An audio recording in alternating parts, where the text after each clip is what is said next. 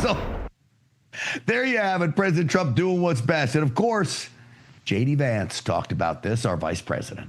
I mean, I'll tell Hakeem Jeffries right now, I make this solemn promise to you that if you help us reopen the government, the sombrero memes will stop. And I've talked to the President of the United States about that. I'm telling you, it is so great to have an administration with a sense of humor. The other side has no sense of humor. So let's figure this out. They have no sense of humor. They're ugly, and they're low IQ. And they lie, and they embrace violence.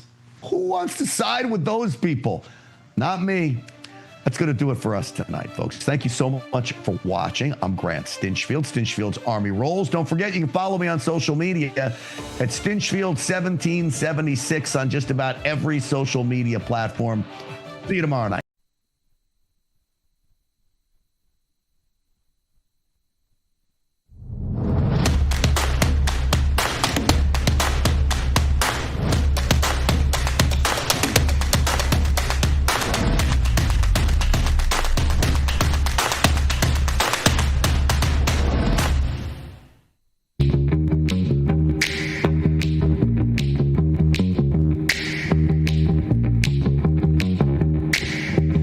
Live from Studio 6B, 8 o'clock, Wednesday, October 1st, brand new month. Real America's Voice, glad you're in. Lots to do on a busy Wednesday all across the country. And, of course, 103.9 LI News Radio, glad you're in as well. Slick Rick is going to do some sports. Slickster, how are you? I'm doing good, Big D. Very good, looking sharp in that, what was that, pink? Fuchsia. Fuchsia? Yeah. Looking good, looking good. How was your day? Fantastic. I had a great time last night. Jesse Garcia, Doug Smith, big fundraiser for our great young GOP team that's bringing it up here on Long Island. We had a great time. Everybody said hello. Okay, very good. I love Jesse Garcia and Doug Smith, friends of the show. We'll get them back on here soon. Rick Delgado's going to do some news. Mrs. Delgado, how are you? I am good. What'd you do today? Enjoyed the day and practiced and got ready to unveil a brand new What Even Is That? Oh! Yeah. What is that tonight, 9 o'clock? Oh, mama, hold on to your seats. Bring the heat. Scared. The Tylenol from birth kicked in there. I was scared too. Brain fart. What even is that tonight, 9 o'clock? You don't want to miss that. We'll get that fired up. That's coming up top of the second hour. Mr. Nolan's going to have some news. Paul Nolan's here. How are you? I am well, my friend. How was your day? I know you had another stupid part of the day or whatever you call it. I call it the Daily Stupid Report. The Daily Stupid Report. This could be a regular segment, possibly. I don't know if that's a good thing, though. Come on, we all do goofy stuff. You know, you walk out the door without your keys, or you're looking for your phone, but you're talking on it. It's happened to everybody. You know, it's. You're looking for your phone, but you're talking on it? That's happened to you. Admit it. No. I don't believe him. Out the door without the keys is every day, but no, not the phone. Every day. Those keys are tricky. So anyway, it was a little bit on the goofy side. I had lumber in the back, and I have the folding pieces for my pickup truck. I don't know why I'm doing this, but I left it open, and we hit the parkway. It goes boom, boom, boom, and you can break it, and they're like $1,500. Those nice little covers. And I pulled over to the side of the road before I got on the parkway to text you. Yep. Make sure we have the right clips, and I, with good common sense, I stopped before I got on the parkway. So I made my text, boom, get back on the parkway to hear boom, boom, boom. So I stopped. I got my texting done without texting and driving, but I got onto the highway and nearly had a heart attack. When you never fixed it? No, I never fixed it. I thought about it. That's good, Paul. Good. All right, very good. So Paul's going to have some news. We got a lot to get to tonight. We're going to make a very special phone call here coming up in a little bit. But right now, let's get to the first word. Well, here we are. Welcome to the political circus where the Democrats have painted themselves into quite the corner. The corner is so tight they might need to learn yoga to get themselves out of it. The Democrats have dedicated their miserable lives to jacking up their anti-Trump rhetoric to levels that would make Chicken Little blush, screaming from every rooftop that Donald J. Trump is the ultimate threat to democracy. He's a tyrant, a dictator. You know, he's worse than Hitler himself. We've heard it all. They've repeated this blubbering nonsense so often now, their lunatic fringe base is now frothing at the mouth, fully convinced that compromising with Trump is like handing the keys to the kingdom straight over to the devil himself. But mark my words, my friends, when the rubber meets the road, the Democrats who've sworn up and down that Trump must be stopped at all costs are now in a position of having to cave. At some point, they're going to vote to reopen the government, turn the lights back on, and let the Trump train steamroll right ahead. And oh boy, is their progressive base going to erupt like Mount St. Helens when that happens. Let me tell you why this is such a delicious trap of their own making. The only real way for the Democrats to stop Trump, as they keep yapping their big mouths about, would be to actually dig in like ticks on a hound and refuse to fund the government all the way through the midterms. Shut it down and keep it shut. That's not going to happen. Why? Because history shows us shutdowns are political poison, especially for those in swing districts. Shutdowns always end with deals, not Armageddon. Democrats know this. They've been on both sides. But here's where it gets interesting for conservatives. The Democrats have boxed themselves in tighter than a sardine can with their hysterical spin. Their base now expects them to fight to the death. But swing district Democrats, well, they're probably sweating bullets. Take someone like Senator John Ossoff in Georgia. He has a significant military voting bloc around places like Dobbins Air Reserve Base, Fort Stewart, folks who actually prioritize national security. Polls show that Americans overall, even those who dislike President Trump, let's say personally, trust him and the Republicans more on issues like crime and immigration. They may not like his tactics, but they appreciate the results. Many of them are fed up with open borders and progressive social agendas like the trans nonsense, and they're supporting of the deporting of illegal immigrants. So what does a Democrat like Ossoff do? If you side with the Socialist Squad, AOC, and her band of radicals, you're most likely done for. You're going to face a primary challenge from a far-left progressive who, in turn, can't win in the general, handing the seat most likely, well, to a Republican. All politics is local, and no amount of bloviating from the ivory tower editors at the New York Times is going to change that. Those swing state lawmakers aren't listening to the blue check Twitter mob. They're tuned into voters back home who want results, not endless drama. Now, as we've said for years on this show, forget the media gaslighting. A shutdown isn't the end of civilization. Social Security checks, they keep coming. Seniors are not going to starve or die. The mail still gets delivered by the USPS carriers. Planes still taking off and landing as usual. TSA will be ready to give you that thorough pat-down or prostate exam if you're really unlucky. National monuments open for tourists and for selfies. Essential services continue, while non-essentials, like the bureaucratic paper pushers, well, they take a break. During the 2018-2019 shutdown, furloughed workers couldn't use their government laptops, and guess what? The world kept spinning. I'm thrilled at the prospect of a prolonged shutdown. Let it drag on, trim the fat, expose the waste. But the Democrats, well, they've painted Republicans as jackboot tyrants, Hitler reincarnated. So why fund a government pushing deportations, deregulation, and America First policies? That's the question. Well, unless, of course, the Republicans then dangle a carrot like funding for NPR's liberal echo chamber or health care for illegal immigrants, then poof, the Democrats will suddenly ready to wheel and deal. Talk about hypocrisy on steroids. Well, there it is. Bottom line, the Democrats will vote to fund the government. History proves it. They have to, or they'll get clobbered at the polls, just like the GOP did in 95 when public opinion turned against them. But when these Democrats do cave, they're going to have to stare down their raging progressive base and explain why they're forking over cash to quote-unquote Hitler for more deportations and less red tape.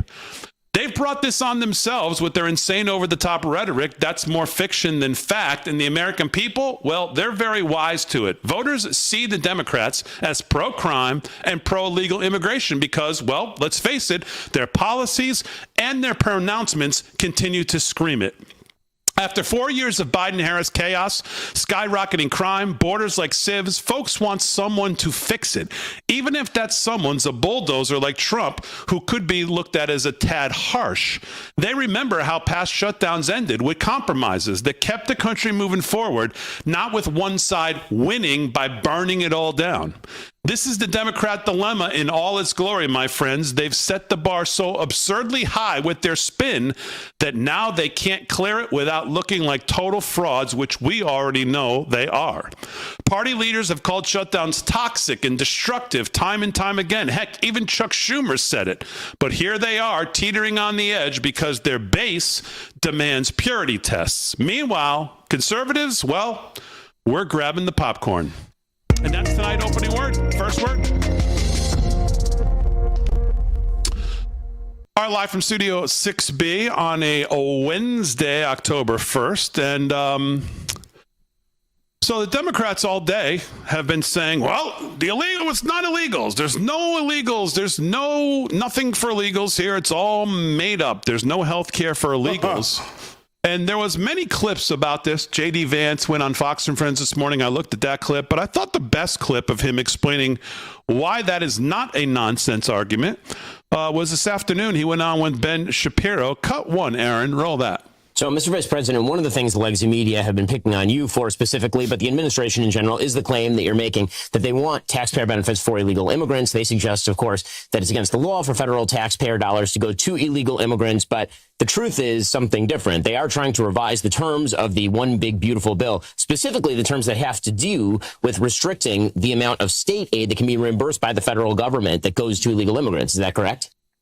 Yeah, that's exactly right. So there's always a sleight of hand. The Democrats play tricks with words here, but there are two very specific ways, and you can look at the legislative text, two specific ways in which the Democrats are asking us to give taxpayer-funded health care benefits for illegal aliens. The first of which is, if you're an American citizen and you've been to a hospital in the last 4 or 5 years, you probably notice wait times are especially long, and there's a very good chance that there's a person who's ahead of you in line who is an illegal alien. The reason that is because under the Biden administration, we would pay all of the hospital benefits for illegal aliens if they went to an American hospital. Now, that's bad for American citizens who want to use those services.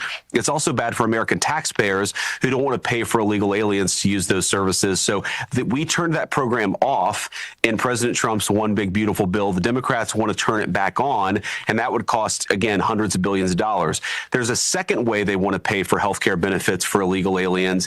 And to get into the weeds a little bit, if you remember, the Biden administration did mass parole. So they took millions of illegal aliens. They would wave the magic wand of amnesty and say, no, these are no longer illegal aliens. They are now parolees because we're not going to deport them. And then they would give those parolees health care benefits funded by taxpayers. We turned that off as well, and Democrats want to turn it back on. So it's just a matter of fact. As much as they try to change the words that they use and hide from the reality of the policy, it's a matter of fact that there are two programs that total hundreds of billions of dollars, taxpayer-funded health care benefits for illegal aliens. The Trump administration turned it off. Democrats want to turn it back on. And it's not just that we have a policy disagreement here. As crazy as that one is, it's not just they want to turn those benefits for illegal aliens back on. It's that they're willing to say that our troops aren't going to get paid until Donald Trump relents and turns those benefits for illegal aliens back on. It's preposterous. It's bad policy. But we also are not going to negotiate with hostages here, which is why the government is shut down right now, because the Democrats have taken it hostage. And if they want to turn it back on, there is a clean, easy piece of legislation that nearly every Republican supports. They should just vote for it, turn the government back on, and then we can have the debate about health care policy that they seem to want to have. Yeah. Yep. It's always the sleight of hand. It's always in the words. It's always in the words. That's exactly right. And that's exactly what you've seen all day long. Chuck Schumer putting out tweets about it, about how it's not true. Yeah, but somebody forgot to tell Ro Khanna that, because he admitted that, that the money for health for illegals. Ro Khanna's at the, maybe it's happening, but it's just not enough to worry about stage. Right. So we'll talk about that all coming up live from Studio 6B on a Wednesday. We're back right after this.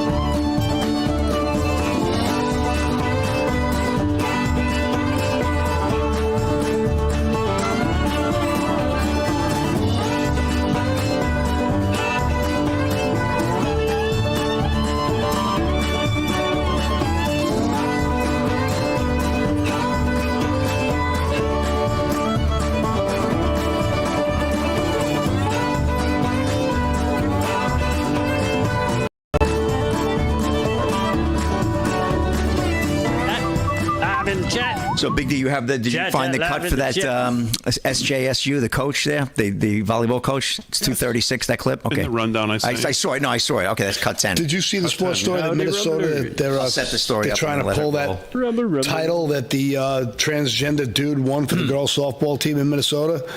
No. Nope. No, that's not the one. Frank, can we make that call when we get back? Hit the wrong one. So many different things going on. Yeah, we can do that. Howdy, Twixers. Hoping it's still working. I think it is. You want me to dial it live? Yeah. Okay. I see Child of the King was back last night in the chat. No way. Huh? Really? Child of the King. I gotta check in over there. Child of the King is back, Paul. Hope she's okay. Yeah, she seems like she's good. Yeah, she left a $50 super chat last night. And Jesus Perez is going, slick. I'm like, well, I'm not here. That was pretty funny, yeah? Yeah, I lit that chat up a little, huh? Oh, they were going crazy. Yeah, it was cute. It was fun.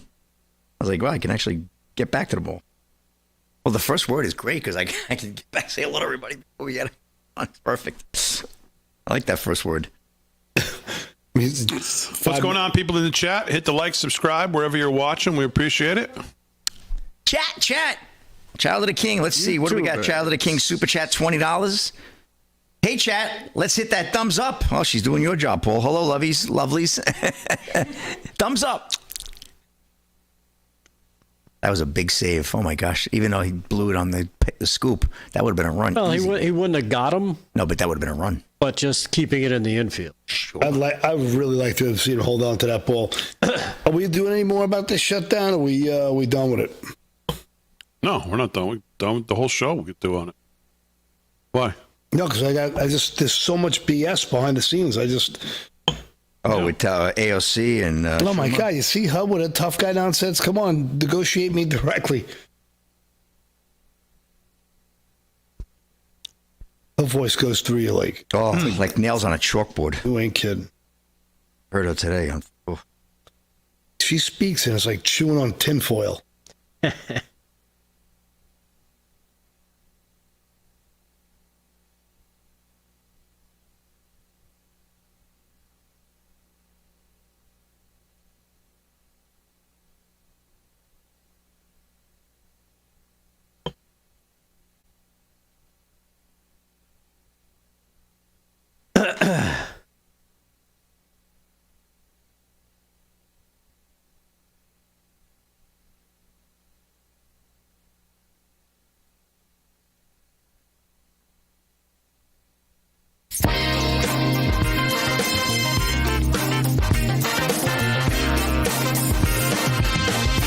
All right, 17 past the hour, live from Studio 6B on a Wednesday night, October 1st. Real America's Voice, 103.9 LI News Radio. Slick's going to do some sports here coming up in a second. Delgado's got news. Paul Nolan's got news as well. Hey, Fran, let's call the White House and check in on the White House comment line. You have the number there? Yeah.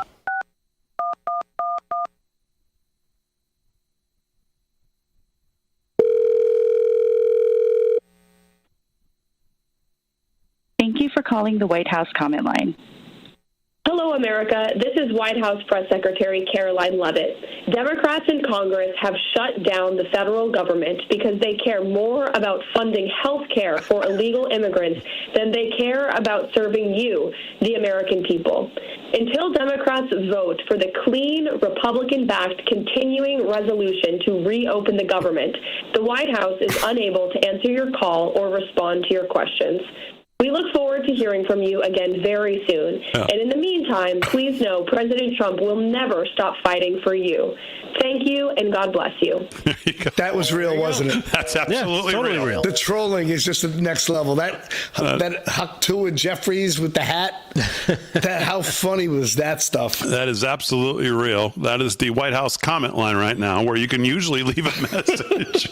But that's the message that's been left for everybody who calls. So I mean, that is fantastic. So, all right, let's do some sports, then we'll get back to the government shutdown. Sports is brought to you by our friend Mike Lindell. LFS6B is the promo code to use if you want to shop at MyPillow. It'll give you a great savings. Slickster, what's going on? All right, Big D, let's get caught up. Wild card baseball. There we are, game 2 for everybody today. Earlier, we had the Guardians come back, beat the Tigers 6-1 to tie that series at 1. So there you go. And the Cubs fell to the Padres. That series also tied at 1. Padres winning 3-0. Right now, we have a good one in the Bronx, real good one. Yankees just got out of an inning there. The top of the 7th, bases loaded. Some great defensive efforts at second and at catcher. And that game right now, 3-3, bottom of the 7th. Yankees batting in the Bronx. Good one. We'll be tracking that tonight. I mean, Yankees had bases loaded in game 1, bottom of the 9th, right? Oh, Chapman my God. came in with no outs and got him out of the inning to win the game. Not only that, it was historic. Do you know that's the first time in Major League postseason history that a team had the bases loaded in the bottom of the 9th and did not score 1 run. Jeez. So they set a new record, the Yankees, Must on be that so one. nice to be part of history. Yeah, that's not the side of history you want to be on. But exactly. They must win tonight for the Yankees. Must win for my Cincinnati Reds, who made the playoffs, got completely bombed by the Dodgers. Shohei Ohtani, first pitch out of the park. I said, that sets the tone. He hit another home run. Dodgers with 5 homers last night, and Reds fell 10-5, even though they had bases loaded too, and they couldn't get enough guys across the plate. So unfortunately, it's all about plating runs, and they're not getting it done. So Reds again. That's a 9 p.m. first pitch, and like I said, we're tracking the Yankee game now. So, and it's do or die for these clubs, both the Reds and Yankees now. But we see if it follows the suit like it was today, everybody will be tied at 1, and we'll all be smiling, right, Rick? So good stuff there. I want to get to a story actually just came out a little while ago. NYPD cop snuck into Ryder Cup in tactical gear, claimed he was working security for Trump. This is Dylan Gwynn of Breitbart. An exclusive report in the New York Post claims that an NYPD detective on sick leave gained entry into the Ryder Cup by wearing full tactical gear and claiming he was working security for President Trump. According to the Post sources, Detective Melvin Eng, 46, arrived at the tournament and informed officials that he was working security for the federal government. That was enough to get Eng into the tournament. His ruse was only undone after he dropped his gun magazine on the grass, at which point real security officers took notice and subsequently removed him from the tournament. What a putz. You are out sick. What are you doing at the Ryder Cup? One veteran cop told the Post. You can't do that. And it's a theft of service because you went in for free and then you lied and said you worked for Donald Trump. I mean, I can't believe what I'm reading here. Another police source said, what if he was looking to hurt someone? He got in there with his gun, past the Secret Service, past the state police. The breach of security raises serious questions about the vulnerability of sporting events and how easily someone might be able to penetrate the outer security layers of such an event. Detective Eng was suspended on Monday morning and is facing administrative charges for theft of services. The NYPD did not respond to a request for comment. But he is a legit. It's not impersonating. He's a legit. No, he's legit, but he wasn't on that detail. I get that, but why dropping of the magazine was what I don't understand. That I guess when he dropped it, somebody recognized him. One of the other guys that was on the force who said, "What are you doing? You're not supposed to be here." So it must have called attention.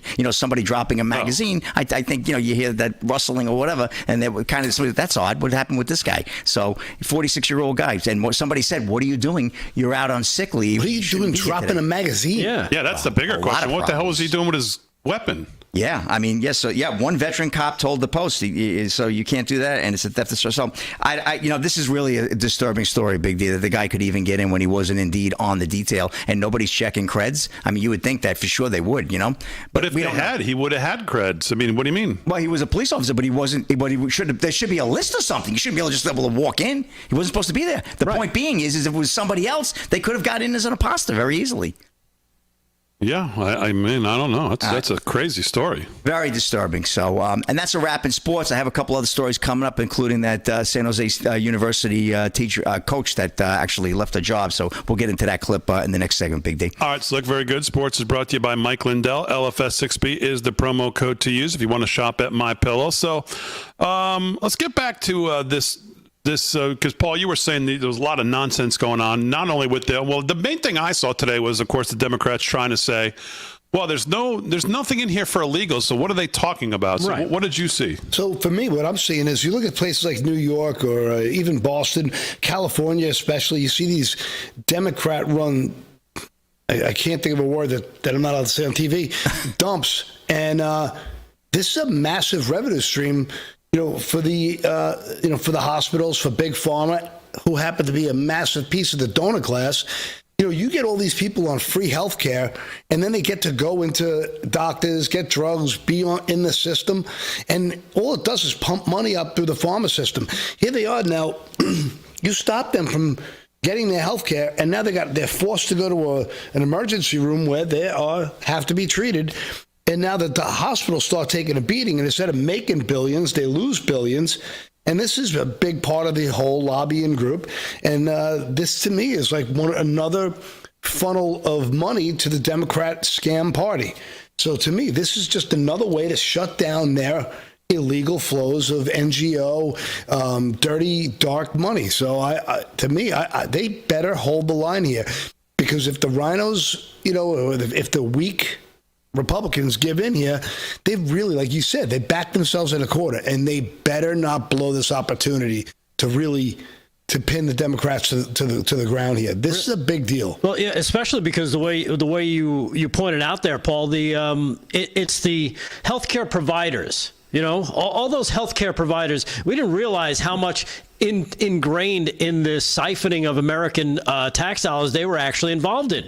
Because, again, it's all funneling through, right? It's all going through. It's like, well, you have to cover them. Well, we need money to cover them. Yeah. Where does that come from? It doesn't come from the federal government, because the federal government doesn't have money unless they get it from you. So they have to take it from us in the form of taxes, and they fill it It's through. Obamacare on steroids. Exactly. They brought in 20 million extra people to get free health, and they're essentially getting paid for to the pharmaceutical companies. Right. And meanwhile, healthcare prices still go up. Yeah, of course. So much for that scam. We're gonna cut the price of healthcare with Obamacare. Yeah, that we're still waiting on that one. Yeah.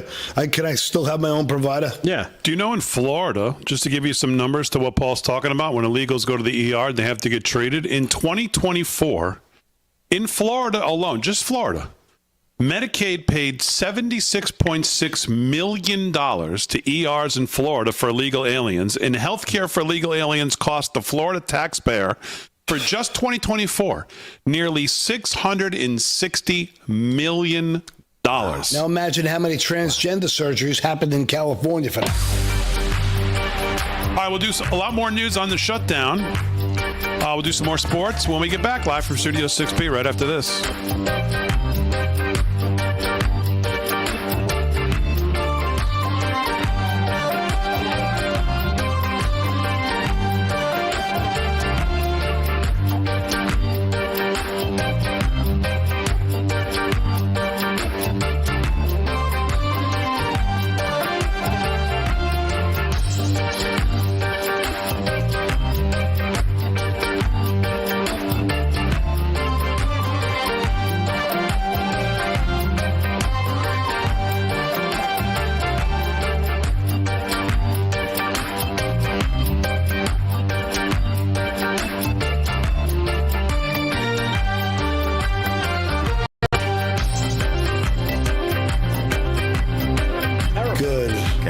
You see, you're digging. Oh, see that gleeful grin? I didn't know. I thought you were being curious there. Listen, he knew. Nobody gets to troll with that charm better than him.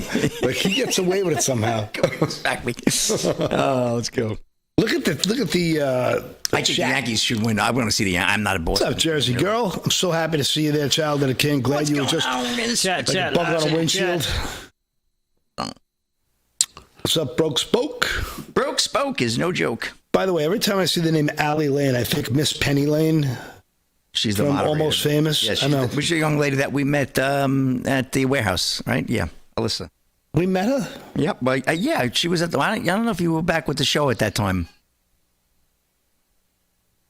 Yeah, I don't think you were at that, Paul. The AMAC boot camp. Farmer Brooke. Remember the movie Almost Famous? Bobby Delp. Yes. Mike Miss Scott. Penny Lane.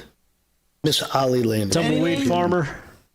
All in the Twixers. Bill Moore. How you doing, pal? What's over up, on the Hubert Rambler Prebo? Side.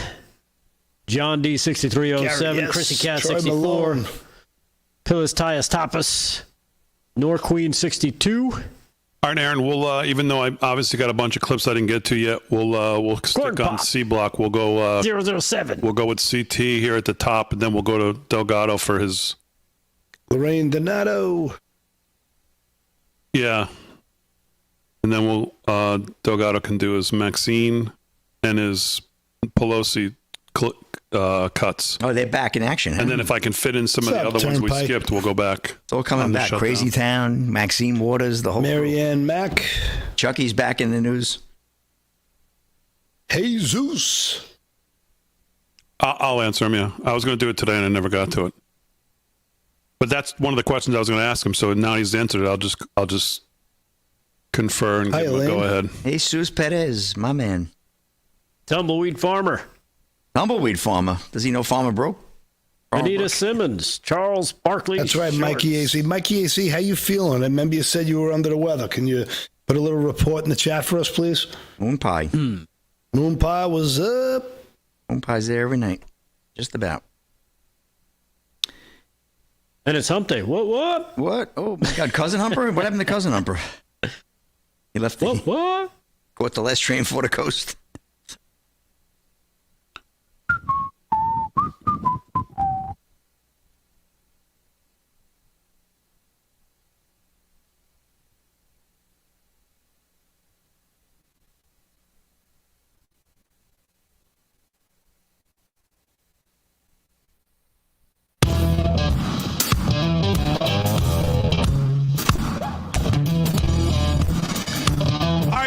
Past the hour, live from Studio 6B on a Wednesday night. Real America's Voice, 103.9 LI News Radio. Slick's doing sports. Delgado's going to do some news. Paul Nolan's got some news and stories coming up as well. Aaron and Fran holding it down as always. Let's get to Crazy Town. It was a rough day for Schmucky Schumer because, well, Chuck had to answer a lot of questions today, and I think Chuck got to the point where he didn't want to answer any questions, and that is the basis of today's Crazy Town. Roll it, Aaron.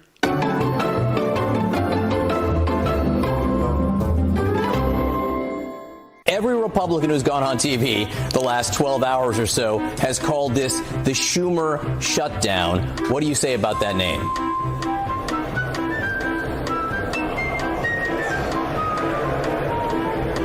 Senator Schumer, can you hear me? I can't hear. Look at these Senator Schumer, can you hear me? I don't think Senator Schumer can hear me right now. Maybe the government shutdown included audio on Capitol Hill. Maybe the shutdown included audio on Capitol Hill. Yeah. Oh, man. Well, put your hand up if you think Chuck really couldn't hear him. I think Chuck could hear him just fine. There was a couple of media things today that I think Chuck and the minority leader in the House, Hakeem Jeffries, wishes they hadn't done. For him, it was Jake Tapper, who confronted him on the illegal aliens sleight of hand, and Schumer there, being called the Schumer shutdown. I don't think he wanted to answer any questions about it. Nope. You know, unfortunately, we really need those days to get to 60 days. I don't know what the it'd be the longest one in history if it did. But that's where where Russ Vought and the RIFs really kick in, is at 60 days, obviously, because you have to give 60 days notice to terminate a lot of these government employees. So I don't know what the chances of that are, but we'll see. All right, let's do some news. Rick Delgado's got it. What's going on, Delgado? All right. Well, of course, the big news is the government shutdown went into effect at midnight. And, of course, the Democrats, if you've been paying attention, have been freaking out, including our very own Maxine Waters, who is, she's out and about. Somehow this woman is still alive. She looks pickled to me, but whatever. Maxine Waters actually was on the steps of of Congress the other day, or actually today, admitting Tuesday that Democrats are demanding health care for everybody in their fight for the continuing resolution. She admits it right here in this clip. This is cut number 4. Check out Mad Max for yourself. Cut number 4. Do Democrats want to prioritize the health care of illegal aliens over a government shutdown? Because if the government does shut down, Americans... Excuse me, stop it right there. We're not prioritizing. What we're doing is saying simply we want to keep the government open, and and we want to work with the Republicans and have a bipartisan agreement to keep this government open, and health care is at the top of our agenda. But aren't Democrats demanding health care for illegal aliens? That's right. Democrats are demanding health care for everybody. We want to save lives. We want to make sure that health care is available to those who would die, but having the help of their government. So you're good with the government shutdown, even if it means giving health care to people who aren't American citizens? Well, that's what you're pushing on. What you're trying to do is you're standing here and you're trying to make me say that somehow we're going to put non-citizens over Americans. Quit it. Stop it. This is the kind of journalism we don't need. No, I'm just you're divisive. No, you're not. You're being divisive. No, please. You don't need to ask that question. You're just trying to get controversy here. You're not going to get it from me. We want to save health care for all How people. bad is her Thank breath? You're not going to get controversy from me. Mad Max says everything you need to know in the second part of that interview and then denies it in the third part. Exactly. Just said we want to give it to everybody. Everybody. Well, on Tuesday, 44 Senate Democrats voted to block the House-passed spending bill just hours before the long-anticipated funding deadline, sending, of course, the federal government careening to its first shutdown in quite some time. I think 2018, was it 2018 was the last one? Yeah, 2018. 2018. So there you have it.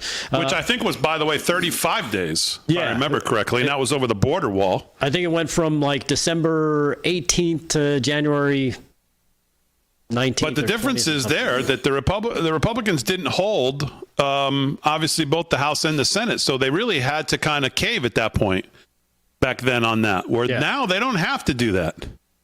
And again, the true reduction in force, the RIFs, don't kick in because you have to give 60 days notice. They really don't kick in till after 60 days where you can truly eliminate and they don't get back pay. Because, if all this happens within the 60 days, they just come back with back pay, and it's like, it's nothing really happened. Right. That's for the people. But there are some things that they can cancel right away. The White House announced $8 billion in green scam cancellations amid the shutdown. The Office of Management and Budget Director Russ Vought announced earlier today that the federal government is canceling $8 billion amid the Democratic-forced government shutdown. That's $8 million that won't be going out to projects in blue or blue-leaning states, including California, Colorado, Connecticut, Delaware, Hawaii, Illinois, Maryland, Massachusetts, Minnesota, New York, New Jersey, New Hampshire, New Mexico, A lot of mad voters. Oregon, Vermont, and Washington. And some people are questioning also who's now running the Democratic Party. Of course, that answer... George Soros. Well, that question was asked to Nancy Pelosi, who, believe it or not, is still walking around the halls of Washington. Here she is, cut number 11. As a ghost, or is she still alive? No, it's still a full physical person. She hasn't started eating brains yet. Here she is, cut number 11. Check it out. Thought from the Republicans that AOC is directing this, and she said that senators are welcome to go to her office directly. Is she driving that? Why are you saying such a ridiculous thing? I'm just quoting what AOC said. She said go to her office directly. Hand. Do you think there's any credibility to that? Directing this. She's wonderful. She's a real She's kissing her ass. team player and the rest of that. You started by saying Republicans saying that she's directing this. She is not. Hakeem Jeffries is. And this takes a lot of experience, a lot of unity from the caucus in terms of the point of view, and that's what this is. She's an articulate She's seeing Biden's spokesperson for her point of view. Hakeem Jeffries is leading it. Yeah, she's a little nervous that the old guard is being pushed out to the side. Oof. Well, it's exactly what I talked about here in the first word. Because Schumer caved. Here's what's amazing. This might be the most amazing clip. Well, we got a bunch of them today that are truly amazing. But cut 9, Aaron. This is Chuck Schumer of March of this year, March 2025. Last time we went to the CR, and Schumer caved back then, and then caught an earful. He still hasn't stopped hearing about that. Well, listen to why Schumer caved. And why he didn't want to get to shutdown. Chuck Schumer of today might want to call back to Chuck Schumer of March and talk to him because he forgot all the reasons that Chuck Schumer did it in March. Look at this. Roll that. Only leverage we had. They weren't going to negotiate with us. So there were two choices only. It would be nice if we had a third choice. We tried to get that third choice with the 30-day extension that Patty Murray tried to get some more moderate Republicans on the Appropriations Committee to go along. They wouldn't. So we were faced only the Senate. Not the House. They had a little easier because they could vote no against the CR and not cause a shutdown. Right. But in the Senate, the only two choices were these choices, period. And the choice of the shutdown was so severe. You're giving them the keys to the city. Why would we? Look, this guy, the worst of them all, is this guy who's head of OMB named Vogt, V-O-U-G-H-T, but people hear the word vote. He already has a plan to shut down a large chunk of the... He's doing it right now. No, he cannot. Now, if you don't have a shutdown, you can go to court. Right. And we've had some successful results in the courts. A lot of the judges we put in, Chris, you know, the 235, we've won about 85% of the cases. Shutdown, no court. They make the decision, and they can make it quickly, easily, and across the whole federal government, not just the things that were in the CR. Hello, Chuck. You explained it right back in March. Wow. But you seem to have forgotten all of that now. Come now.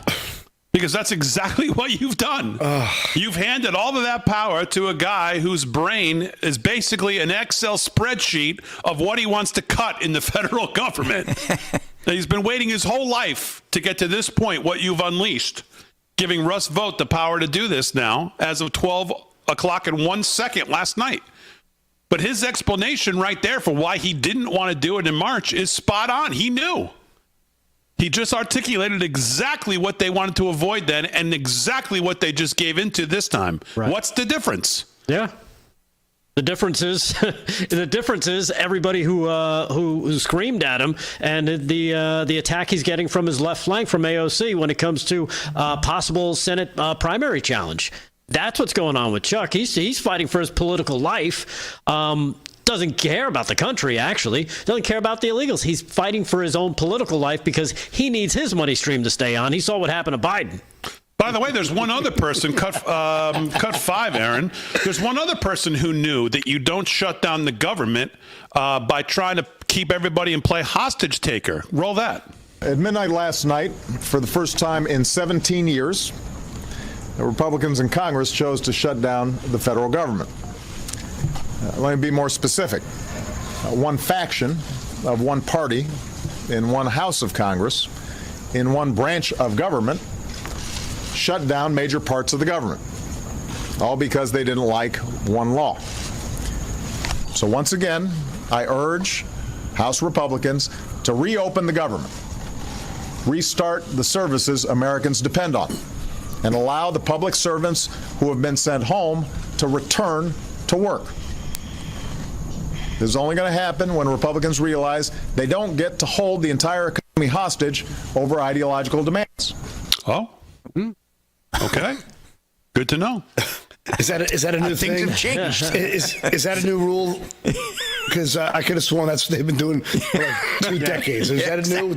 We didn't get the memo. 2006. Ideological demands don't hold any weight anymore. All right. Thanks, Obama. We're sorry we forgot. We didn't know. So, how is he still remotely relevant? I mean, it's amazing. I mean, they make the case for exactly why they want to avoid exactly what they just did. They act like the internet's not real. There's no way to go back. There's no going back. All right, what else, Rick? It's unbelievable. Well, when it comes to, well, we only got about 1:40 left. I wanted to jump into this other story about this guy named Ian Andre Roberts. I don't know if you heard about this guy. Total scammer. Yo, you and Paul both have a huge interest in this story. Paul called me and talked about it this afternoon. So why not? We can't get into it in the time we have left. So let's get into that. A teaser? Yeah, we'll get into that. I think a lot of people know this story. Oh my God, this is a big story. And for me, the real story here is Jackie Norris. That's Big Mike Obama's former Secretary of State, who she's running for Senate, and she's in the middle of all this, and she's got her hands dirty. She's running for something in Iowa, correct? Yep. And that's where this story broke. Right. All right, we'll get into that. Plus, we'll get some more sports when we get back live from Studio 6B on a Wednesday night. Forgive me, Chief of Staff, no, Secretary of State, sorry about that.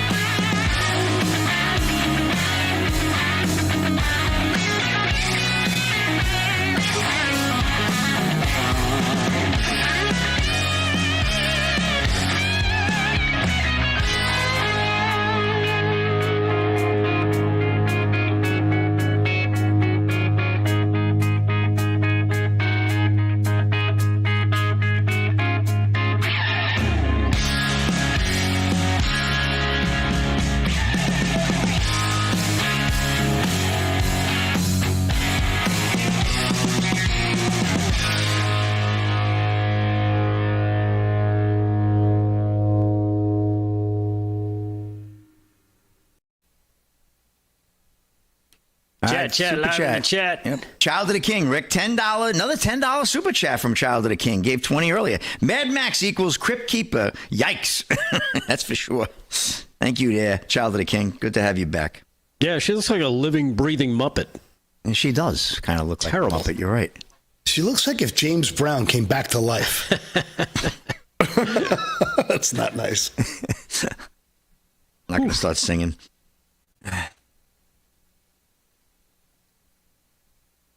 Play at the plate here. You see this, Slick? I put my head down. I saw somebody slide across the plate. It's so nice to see Child of the King back. Beautiful. I'm so glad you're happy and healthy. It's big. Look at this, Rick. We were actually worried about you. It turns the heat up on the... Has Mikey AZ reported on how his health is? Anyone see that? No, I haven't. I know, I think it was Jill's. I'm sorry. Somebody else in the chat was in the YouTube chat. Whoa. What the heck happened? Oh, down the right field line. Oh, man, what a bounce. That was a bounce for the ages. Look at this those words, Obama. That's right, nice throw. Oh, the throw was beautiful. Kid just rocked. He was flying from first. That was a three-bagger. I got 2 outs. That's a beauty. Safe. Wow, that throw was perfect. That was right on line. Turnpike man, a rock liquor hanging out. Charles Livingston has a good question. What's up, Steven Posner? Okay, so you guys want to do your Iowa story? Sure. Try to leave 3 minutes for sports. Yep. You want to let him start so this way we can... No, we'll start with you guys. Oh, I mean, it doesn't care. Slick, do you want to go first? No, I'll go after him. That's fine. But Rick, give me the let us remind us just in case. I don't want to screw you. Mary Ann Mack. Mary Ann Mack, I love her. Tina M in Mikey, the chat. Oh, kidneys are healed, Mikey AZ. God is great. God bless you, brother. I'm so happy to read that. Oh, good. Yeah, Mr. AZ Mikey was in there. I saw him too. Cool, Steven. Broke Spoke, always in the chat. Adam Hoffman's hanging with us. This show's going very fast, like unusually fast. Oh, this is cool. It's up to you, whatever you want to do. You're both on the story. I have not. I mean, we could move it. I don't mind moving it because the other thing is fun too. I like to move it.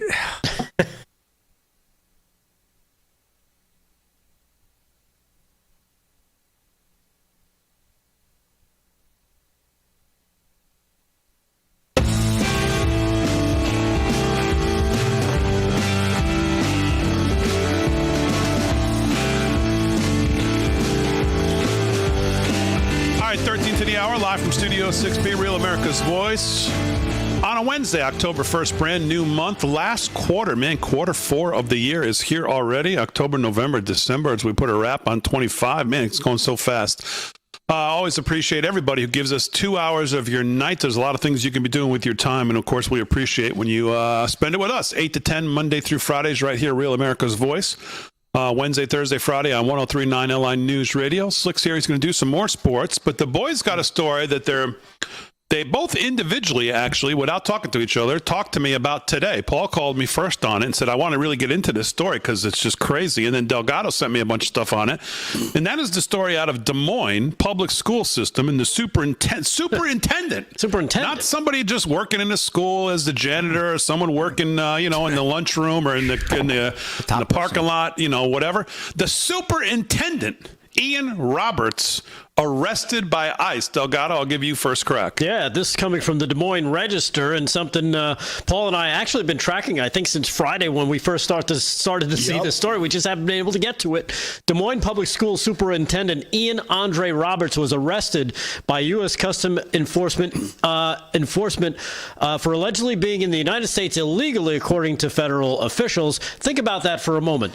Des Moines Public School Superintendent. You think they might do a background check on somebody like that? Check out the local news report. This is cut number 12 on Ian Andre Roberts. Cut 12. Check this out. There are mounting questions about how an illegal immigrant who has faced criminal charges and deportation orders was able to serve as a Baltimore City principal and most recently as the head of Iowa's largest school district. ICE agents arrested Ian Roberts of Guyana on Friday. That's his mugshot. After they say that he took off in his car, dumped it, and then ran into a wooded area. ICE says he was found with a loaded weapon and $3,000 in cash. Roberts also had a long criminal past in the United States. In 1999, he overstayed his student visa. A year later, Roberts was charged with weapons possession, and in 2024, an immigration judge issued a final order of removal. Well, now questions are mounting about how he was able to work for years without authorization. Not only work, but get the job. How did he get a job as a superintendent? This is in Iowa. Kim Reynolds is the governor. Exactly. This is the state that what's-her-name, the pundit, who finally retired because she was tried to play play us all that Trump was going to lose. Remember, Iowa. This is Iowa. This isn't L.A. This is. How does this happen? And we love Iowa. The great state of Iowa. Exactly. We love Iowa. At a press conference, school board chair Jackie Norris said the district is still working to learn what happened. We don't have all the facts, she said. There's much we don't know, obviously. However, what we do know is Dr. Roberts, somehow this guy became a doctor, has been an integral part. That's also debatable. Of our school community since he joined 2 years ago. Paul, you have a lot more stuff on this as well, right? Well, yeah, because this story is just one of those things that drove me crazy. It's, Trump bad guy, Orange man bad, ICE bad, and they said Trump's administration is running out this wonderful person in our community. And this guy's got a history of just being a grifter. He's lied his whole life. He's created a narrative and a story. He has a self-published book where he claimed that he worked in high-level military. When he was caught with his first illegal gun charge, he had stated to the police that he was a military operative. He was a high-level military operative, that he had done work for the Guyana royal family and the English royal family. This guy has had one story after another. This guy has also said that, he got his doctorate at George Washington or another school. Turns out he got some form of a doctorate in an online class that took him less than a year. His credentials, everything has fallen apart throughout, all of it. He's had 3 sexual discrimination charges against him that he lost on all of those. When he was the principal at his previous school, he had very low grades, and the person who replaced him had exemplary grades. This guy, not only that, he was, this is a guy who on top of it all, had a parade, a rally for him afterwards. The town, the town wasn't upset that this guy made $300,000, right? They didn't care. They were upset that he was fired. But meanwhile, they're not upset that the whole chain of command from the top down for the president of the school board, who, by the way, is named Jackie Norris. She was the chief of staff to Michelle Obama. Not only that, she's running for Senate. Not only that, her husband has lost the state of Iowa a $4 million lawsuit for his liable behavior. He was completely reckless the way he treated former employees, and the state had to pay it, so the taxpayer took a beating there. The whole family is corrupt. This whole story's corrupt. And if anybody knows who the Data Republican is, the Data Republican, who's fantastic follower, if you're not, 800,000 followers, outstanding work, writes a letter she's fundraising now the day after this happens, and It says, hello, Miss Norris. You claim you don't have any time for politics or fundraising, so I'll help you out. You're the owner of Horizon Group, formerly known as the State Public Policy Group. That firm holds contracts in Des Moines tied to immigrant research and settlement. Well, guess who might have done the background checks, Slick and Rick? Given the background, it strains credibility to suggest that you were unaware of Mr. Roberts' immigration status while he was superintendent. The financial record also raises question. An early federal audit flagged $763,000+ in payments to the SPPG under the Iowa Secretary of State HAVA programs in question costs as the result of the sole source of contracts awarded without competitive bidding. With that history, the public deserves more campaign donation requests. We deserve to know why you should not have been investigated on this subject unto itself. So this is, and it goes on, like there's more here. So she's essentially been involved in the subcontracting group who did the vetting of a guy that the school couldn't do that job themselves, so they outsourced it. And you kind of could have Googled his name, and a lot would have came up. This whole thing is so. There's so many. Like said, he was including the DHS final order for removal. When I was looking him up, there was also an article about him in New York Newsday that he was a soccer player for St. Francis College in Brooklyn, where he had 3 different ages in that article. They didn't like it. It's just this whole thing is fully crazy, and well, I'm sure Jackie Norris at this point must feel really bad for she must have on her mind the students, of course, in the public school system there. I'm sure the students and the parents. Let's hear from her at the press conference she gave yesterday and see what her concerns are. Here she is. He sparked a joy in our kids and an excitement in our kids. I don't hear her. And yeah, she doesn't have much to say. We have no sound? Okay, here we go. He sparked a joy in our kids and an excitement in our kids. And I think it probably over time is probably heartbreaking if it turns out that his citizenship status is in question. Okay, that's not the biggest problem, there Jackie. You go. There's the biggest problem for Jackie. It's heartbreaking actually. The story. Did you guys get the clip that I sent you? Probably too late. But she at the end, she's like, "Now it's time for the disinformation campaign to stop. We don't want to be criticized for what we've done. We want you to be nice. We want." What did she say? What? We want some kind of have a level of empathy. She's just crazy. She's basically saying, don't scrutinize us for scamming the taxpayer. Don't look at anything else we might have done. Yeah. Basically. Right? Yeah, let's leave it there. It's like, who else doesn't belong there? Who else might have a criminal record? Who else might be walking around with a Glock and, maybe dropping cash to the kids to make sure that they say, oh, they loved him. Yeah, because he was dropping cash to them, maybe. We demand that you people out there stop criticizing this man. He was wonderful. We're not criticizing him or criticizing you. You're the head of it. By the way, there's school boards everywhere that are just like this. This is the beginning, hopefully, of dismantling all of these absolutely heinous and corrupt school boards with these DEI hires across the board. By the way, there's a lot of questions about her husband, Jackie Norris's husband, John Norris, as well, too. We don't have time to get into all that, but you can check it out on our X page at LFS6B. Checkmate in the Bronx. All right, live from Studio 6B. That's a wrap on hour 1 already. Hour 2, when we come back, what even is that? Coming up next when we get back right after this.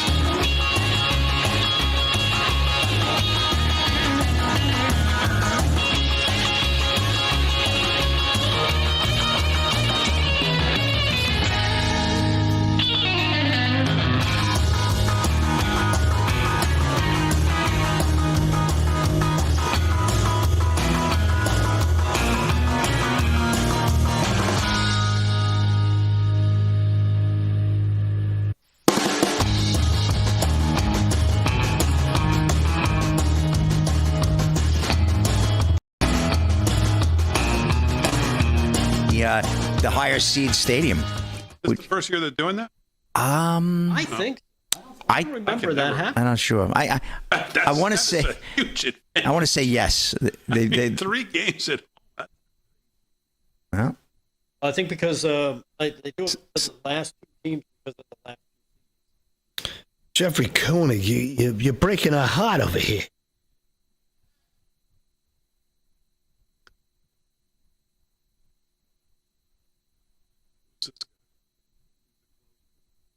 Ooh, nice pitch. Who's Gossage? Chat, live in the chat. What'd you say? Padres and Nobody Cubs. was. That's tomorrow. That's in Wrigley. When you talk about overall historical dominance in all sports combined, Mario's. Yeah, he's right up there. Oh yeah, Mariano's got to be up there with no His question. level of dominance was really unlike anything we ever saw. Talk about a crypt keeper. Oof, well, the best part was you knew what he was going to throw and you still couldn't hit it. You couldn't hit it. You couldn't catch it. Yeah, no. All the teams, every series right now is all 3 games are in the higher seed stadium. Charles Livingston, you following me on X? The Reds will be the only team that gets swept tonight. I mean, does everybody? Why are they losing? No, they play at 9. Yes, first pitch coming up. Oh, that's all I keep hearing. I'm going to ask Big D to put on the Reds game after this is over. Huh? Everybody in New York out? Yeah, he stinks. No matter what happens. No. Well, if he wins the World if Series, they win it all, then he'll get another seed. What if they get out of this Delgado round? will make an exception. If they get out of this round, is he saved? Or they got to make it to the World Series? I think they got to make it to the World Series. They got to make. They have to win the World Series. No. For him to be saved, yes. Okay. Well, let's start with get a win tonight and not blow this thing. The chat's trying to get my one Twitter. out here. I mean, looking good. Follow me, Paul_eggs Nolan. I'd like to. I've been real active there. It's really the only place I'm posting. So You like them eggs? last week, on Monday, I plugged it. I ended up picking up like 200 followers, one swoop. Yeah, that's good. You should every time you do news, you should give it out. You don't mind? Why would I mind? I don't know. I just figured plugging the self. Go follow Paul right now. Right. Well, you should give me the plug. I don't want to feel like a shill. To be honest with you, I can never Scrambled to remember follow your eggs name. Nolan.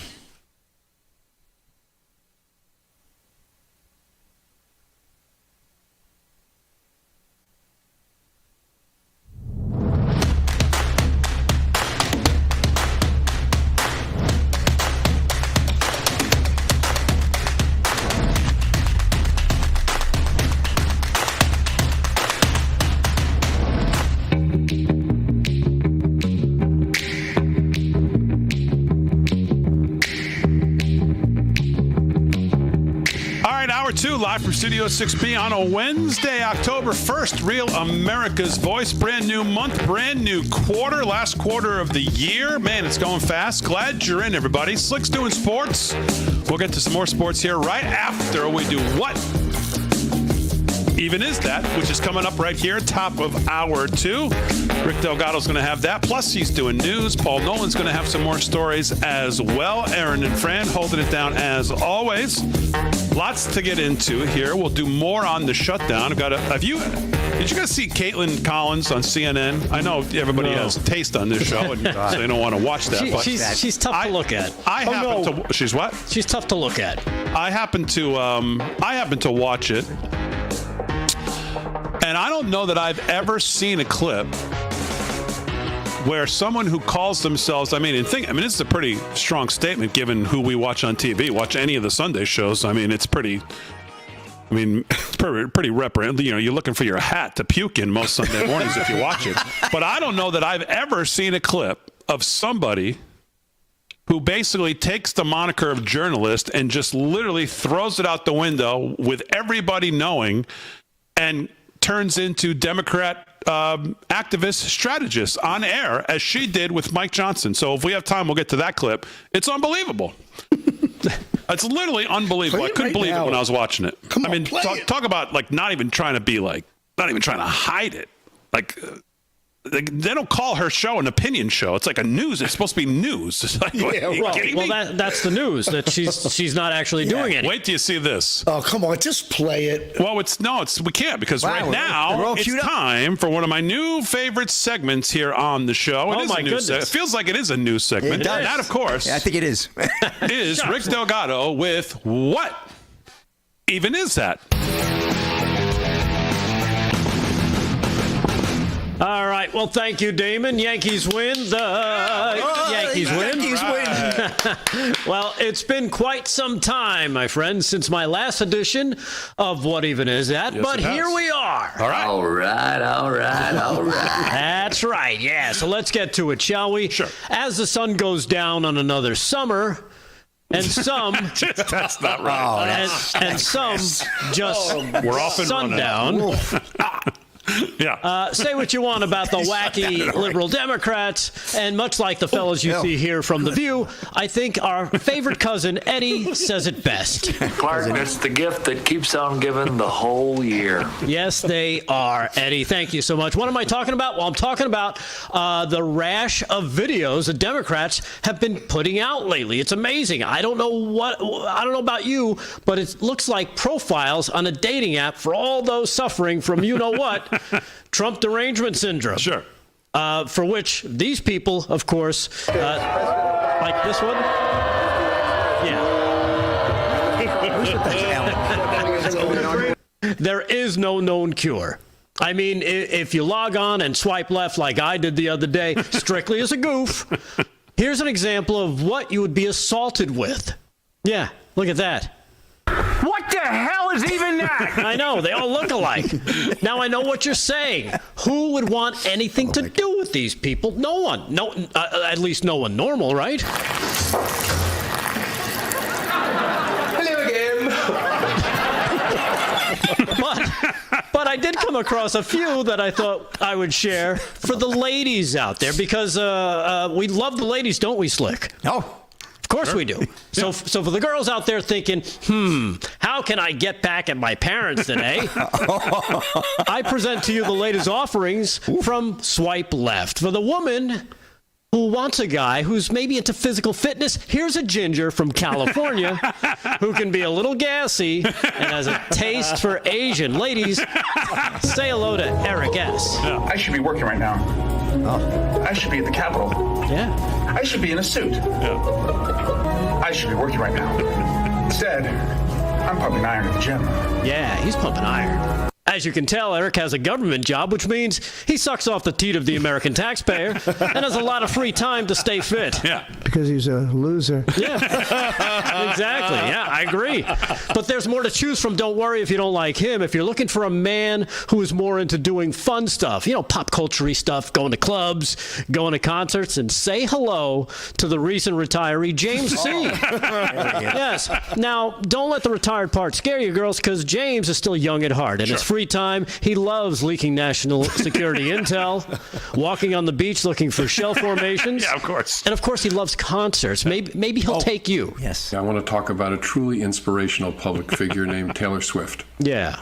Of course, I watched her podcast interview with the Kelsey brothers. Sure. You see, Taylor Swift and I go way back. I went to my first concert of hers 15 years ago. Wow. I've been to a second, and I have help financially support the attendance of a lot of family members at others. Wow. Ooh, I'm in a family's Swiftie group chat. Yeah. As you can tell, James is a big spender and a Swiftie. And when he's not anxiously awaiting trial, you can find him waiting for the next Taylor Swift album. Yeah, sure. Hold up. Wait a minute. Something ain't right. That's right. Okay, I get it. Maybe it's not for you. Maybe, ladies, you want someone who's a little more, romantic, right? Family orientated. Sure. If that's the case, then you might want to consider cuddling up under a Tuscan sun with Eric A. from New York City. Eric A. Okay. Eric is a former New York police officer, pension ladies, and a former mayor who sports a pretty good speech impediment and a love of God. Check it out. I cannot thank my mother enough for instilling in me the values she lived by.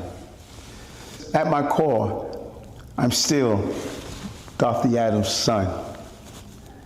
Raised with the values she instilled in me, forged in my church and in my community. Wow. And who knew? He's a bit of a mama's boy, and he loves God as well. You know what they say? Every ship needs a port, right? What?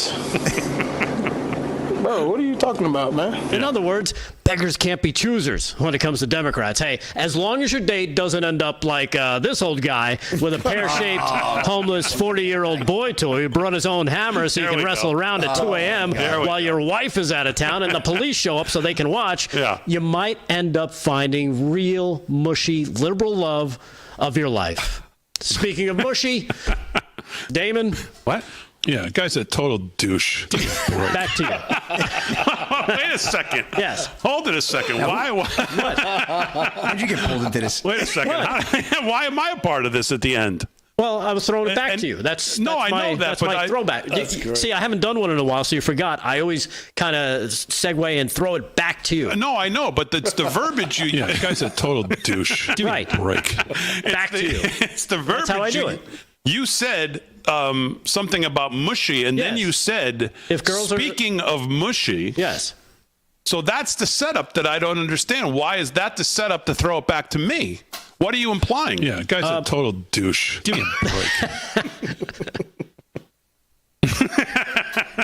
Take a look. We know what you were saying. We know what you're. All right, what even is that, Rick Delgado? Thank you. It makes its valiant return to. What even is that? And the chat is already in there with a good job, Delgado. Are they swiping left? So very nice. Are they looking for love? Well, that's three. What'd you say about the first guy? Eric S. Yes, Eric S. He's small Asian women. Small Asian women with first and last initials being the same, like F, like Fang Fang. That's a good one. All right. That's a good one. That is a good one. We'll do some news with Paul Nolan and Rick Delgado coming up. Let's do a little more sports. Sports is brought to you by Mike Lindell. LFS6B is the promo code to use. Slickster, what's going on? That's over in the Bronx. The Yankees have pulled it out. You heard us mention it a little bit earlier. Unbelievable. Wells singles to right. Got a great bounce, and Chisholm Jr. comes in and wins the game. 4-3. Yankees have now forced a Game 3 in the Bronx. Tomorrow evening, I have to get the time of that start. Probably same as the last few nights at 6:08. But great win for the Yankees, do or die situation. So now the Cincinnati Reds are up. They're taking on the Dodgers just underway in LA, Dodger Stadium. 3 out of 4 teams so far, because the Reds just started, have tied the series. They all lost last night. Now they tied it. I'm hoping the Reds make it 4-4. Oh, please. We'll see what happens. So I don't know. I'm not that confident. And Aaron, we're going to get cut 10 ready if we have time. Yes, we do. Okay, so we'll get to this story, Big D, from earlier today as well. An ex-SJSU volleyball coach opens up on lawsuit after losing job amid trans athlete scandal. This is Jackson Thompson of Fox News. Former San Jose State assistant women's volleyball coach Melissa Beatty Smooth knew she wanted to sue as soon as she found out she was suspended last season. She had just filed a Title IX complaint that contained several allegations against the school and transgender player Blair Fleming. The suspension hit her the first weekend of November 2024, just days before the presidential election. She found that just minutes before warm-ups for a home game against New Mexico State, and she came walking into the gym and was removed by an administrator and basically was handed a packet and said, everything's in there you need to know for your dismissal. So if we could roll cut 10 and on this interview here, Aaron, I was hired by San Jose State in January of 23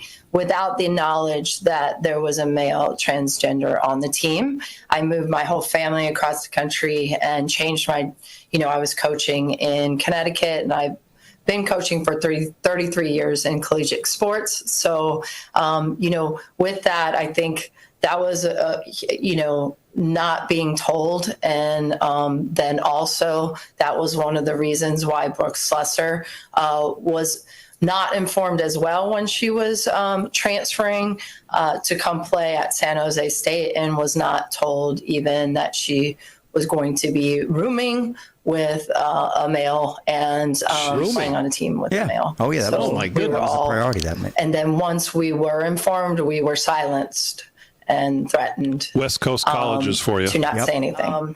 And that we're suing the NCAA because their laws are allowing transgender to play in women's sports, where, we want to keep women's sports for women and women's equality. And so that's the fight we're fighting. And it has to get changed at the highest levels in the Supreme Court, and also so that the NCAA is forced to make those laws and those changes. it's been very difficult. It's very stressful. I think that Brooks Lesser made a very big point, like a lot of people, and myself included, to even come to work and come to practice, you had to make yourself like numb because of all the things that were going on. And if you were going to just like make it through that day in an area that you weren't being supported, you weren't being protected, the support was only for one, the biological male, and was not supporting the women, and we were being silenced. From what I know, I'm the only one, the only coach that has come out and spoke on this. And what's even crazier so, I lose my job over this and speaking out for what's right. But I've had an outcry of like support behind the scenes. Yeah, and you can cut that. And Fleming made a comment that basically, nothing to see here. She should really get on with her life, basically, was the comment that was made when they asked Fleming what she thought about this. So it's just unbelievable what he thought about this, I should say. It's disgusting. So, crazy, disgusting, you got it. But it's going to be groundbreaking precedent, whatever happens with this case. All right, live from Studio 6B, more news when we get back right after this on a Wednesday night. That's disgusting.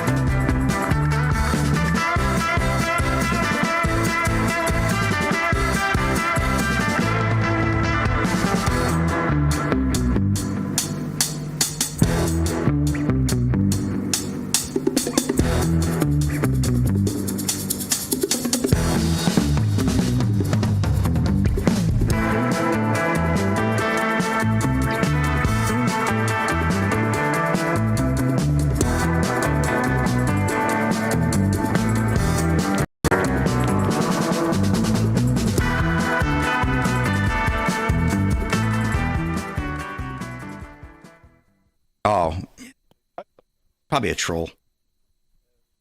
So Katie Davis Court, that was the girl I was asking about. Do you know who she took a beating? She's one of Jack Posobiec's friends, and I saw her on his show earlier today. Poor young petite lady went to film what's going on with Antifa, and she had a black eye. God knows how bad it was.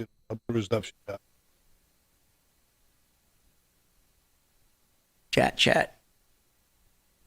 Chat live in the chat. Bowser Roadkill in the YouTube chat. What's up, Bowser? Les Durham. Jolene Moore is in there. Mr. B.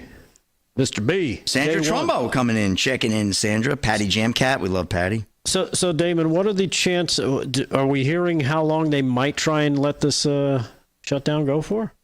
Oh, new Birch Gold? No, Birch Gold. Child of the King 2020. Just want to say thank you to Aaron and Fran for all the work you do behind the scenes. We love you. What did I look at? Thank you, Child of the King. Boy, she gets it's for tonight, though? Pitchfork 22. Racing Benji.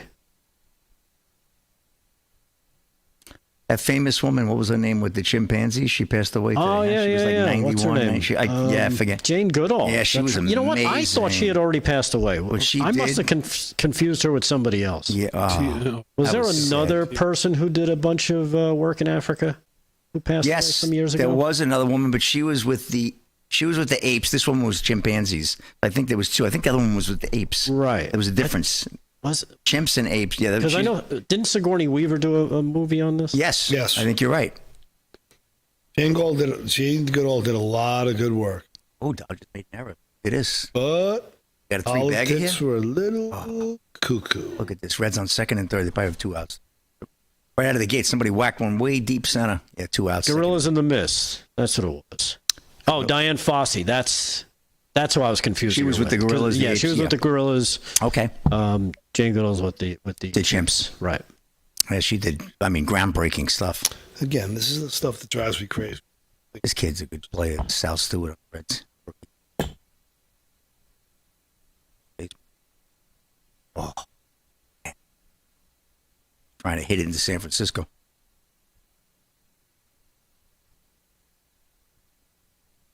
Prince Spaghetti. Who said Prince Spaghetti?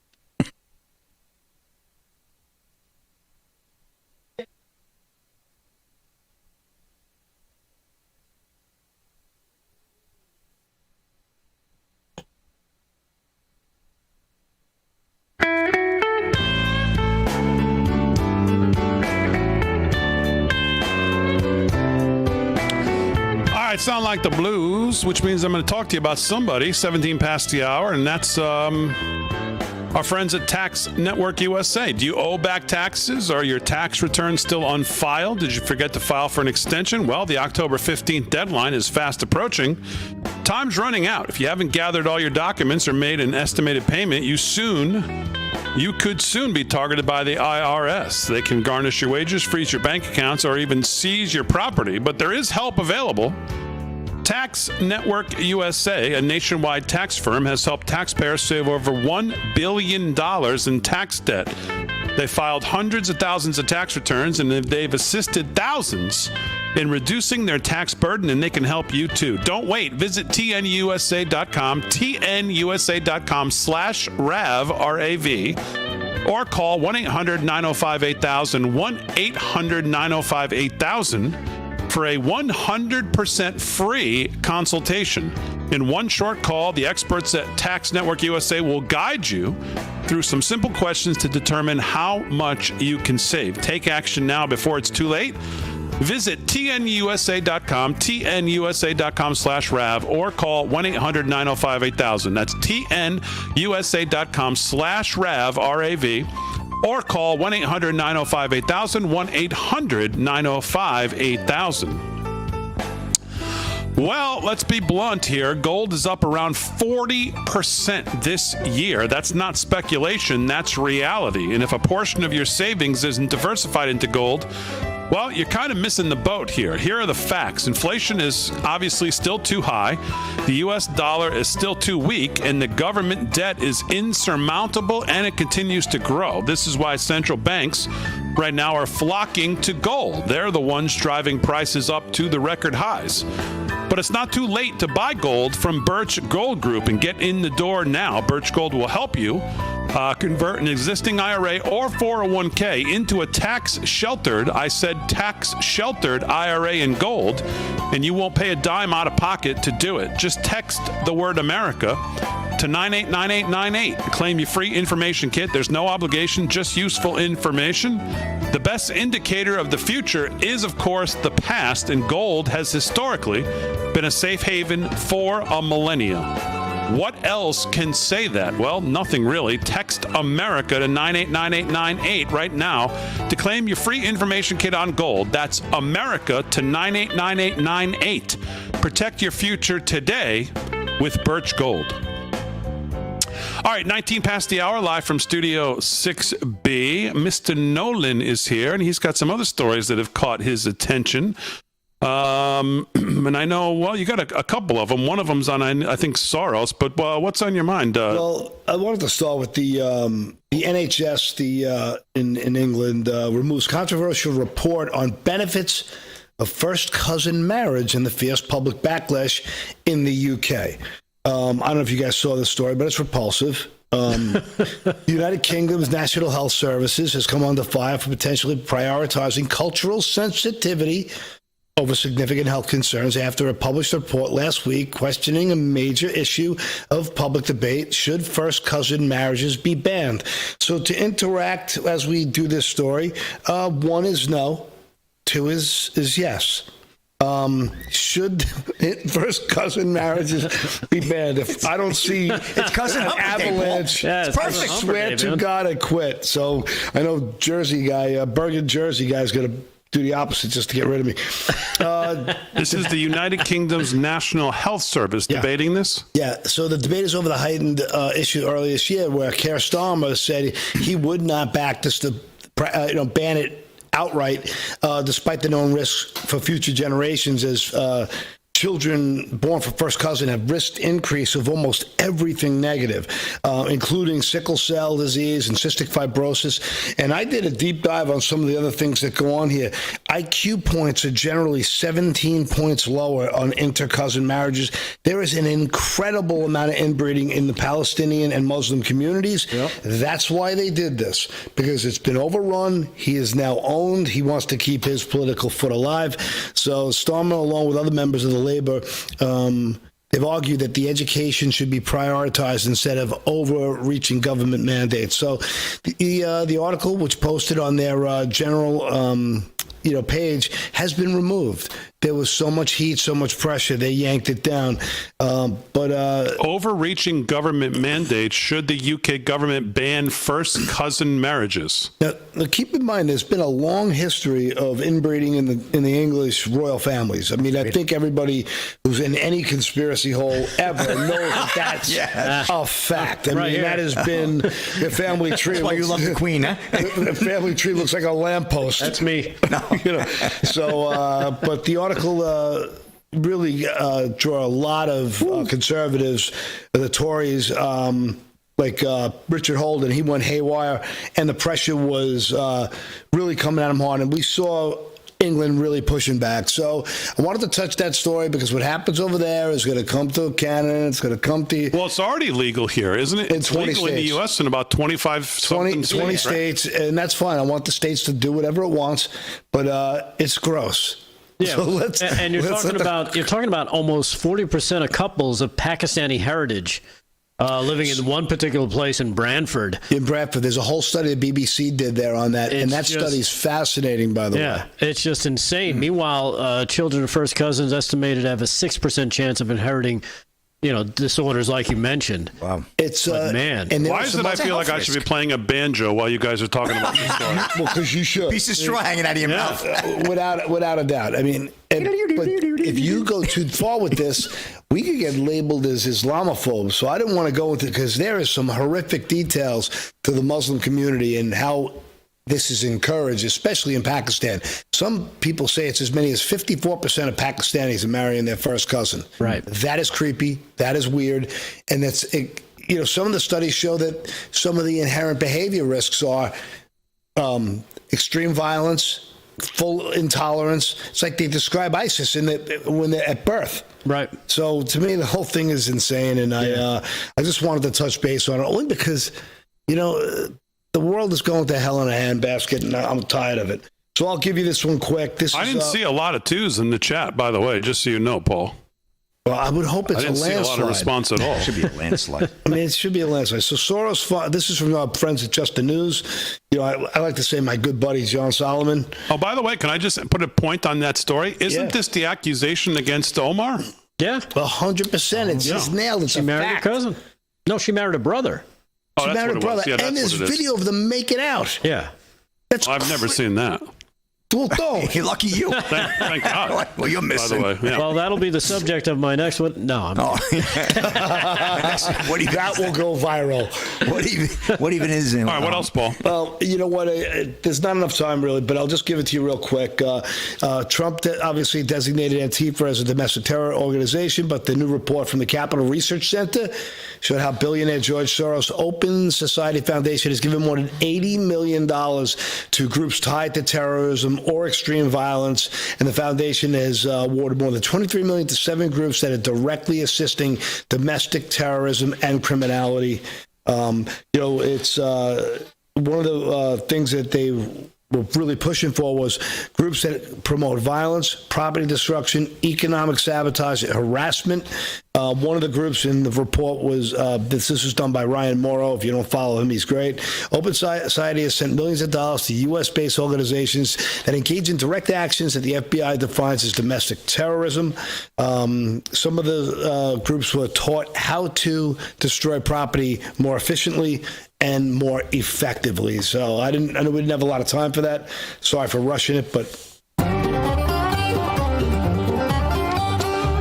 Well, I have the same feelings on the Soros thing as I do about Antifa from the administration. If you're going to designate them a terrorist organization, or you're going to hint that you're going to go after Soros or look into him, then do it. Make it an international terrorist organization. And let us know about it. All right, 26 past the hour. More news, more sports coming up right after this.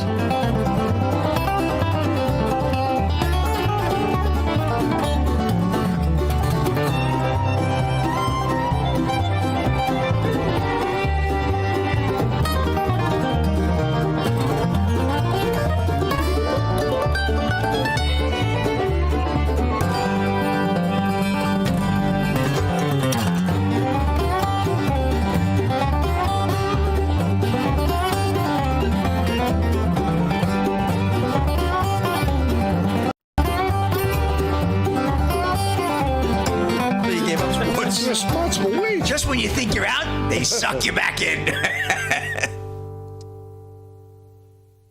I'll tell you, did you guys talk about anything last night, or was it just a real brief?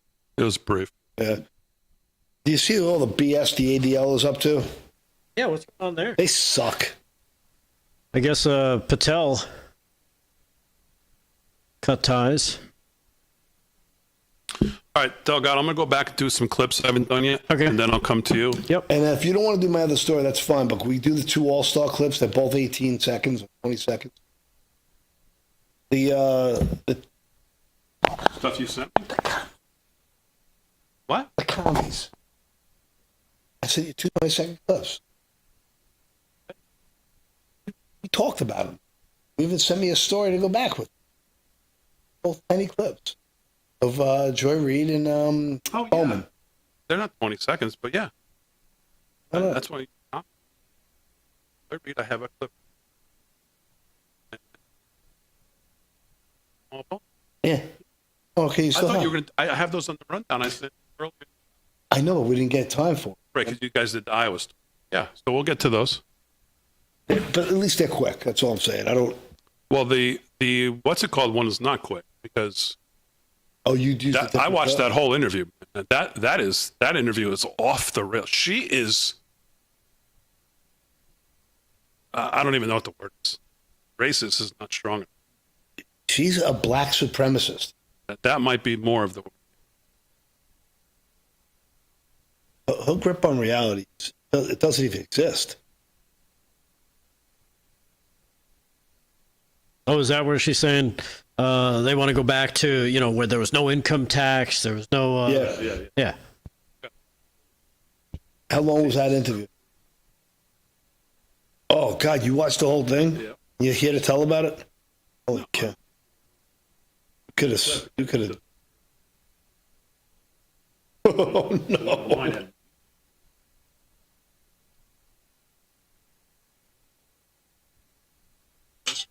Yeah, those music. And at the beginning? Oh, they're changing pictures. Oh, what is it? Mess? No, I'm kidding. It was 18 seconds. They already pulled the picture. Who was that? Mookie Betts that hit that, had a double? That was a big win.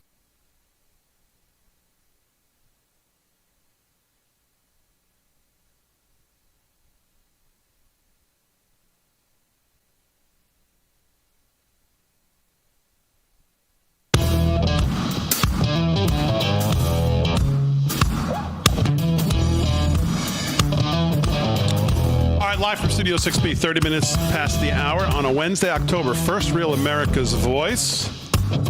So let's get back to the shutdown because we've been talking about, obviously, J.D. Vance, I thought, did a really fantastic job of explaining the sleight of hand that the Democrats try to do. And it's always parsing the words. It's always a play on words. It's always you have to actually look at what they're trying to say, look at the specific words they use, because there's always some magic trick in the words that they try to use to avoid the actual truth. And I thought J.D. Vance did a great job of it.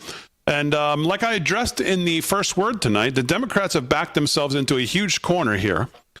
But not according to Jen Palmieri, who used to work for Biden, was one of the PR spokespersons in the Biden administration. Now she's a regular on MSDNC to blabber about nonsense. And she was on there this morning.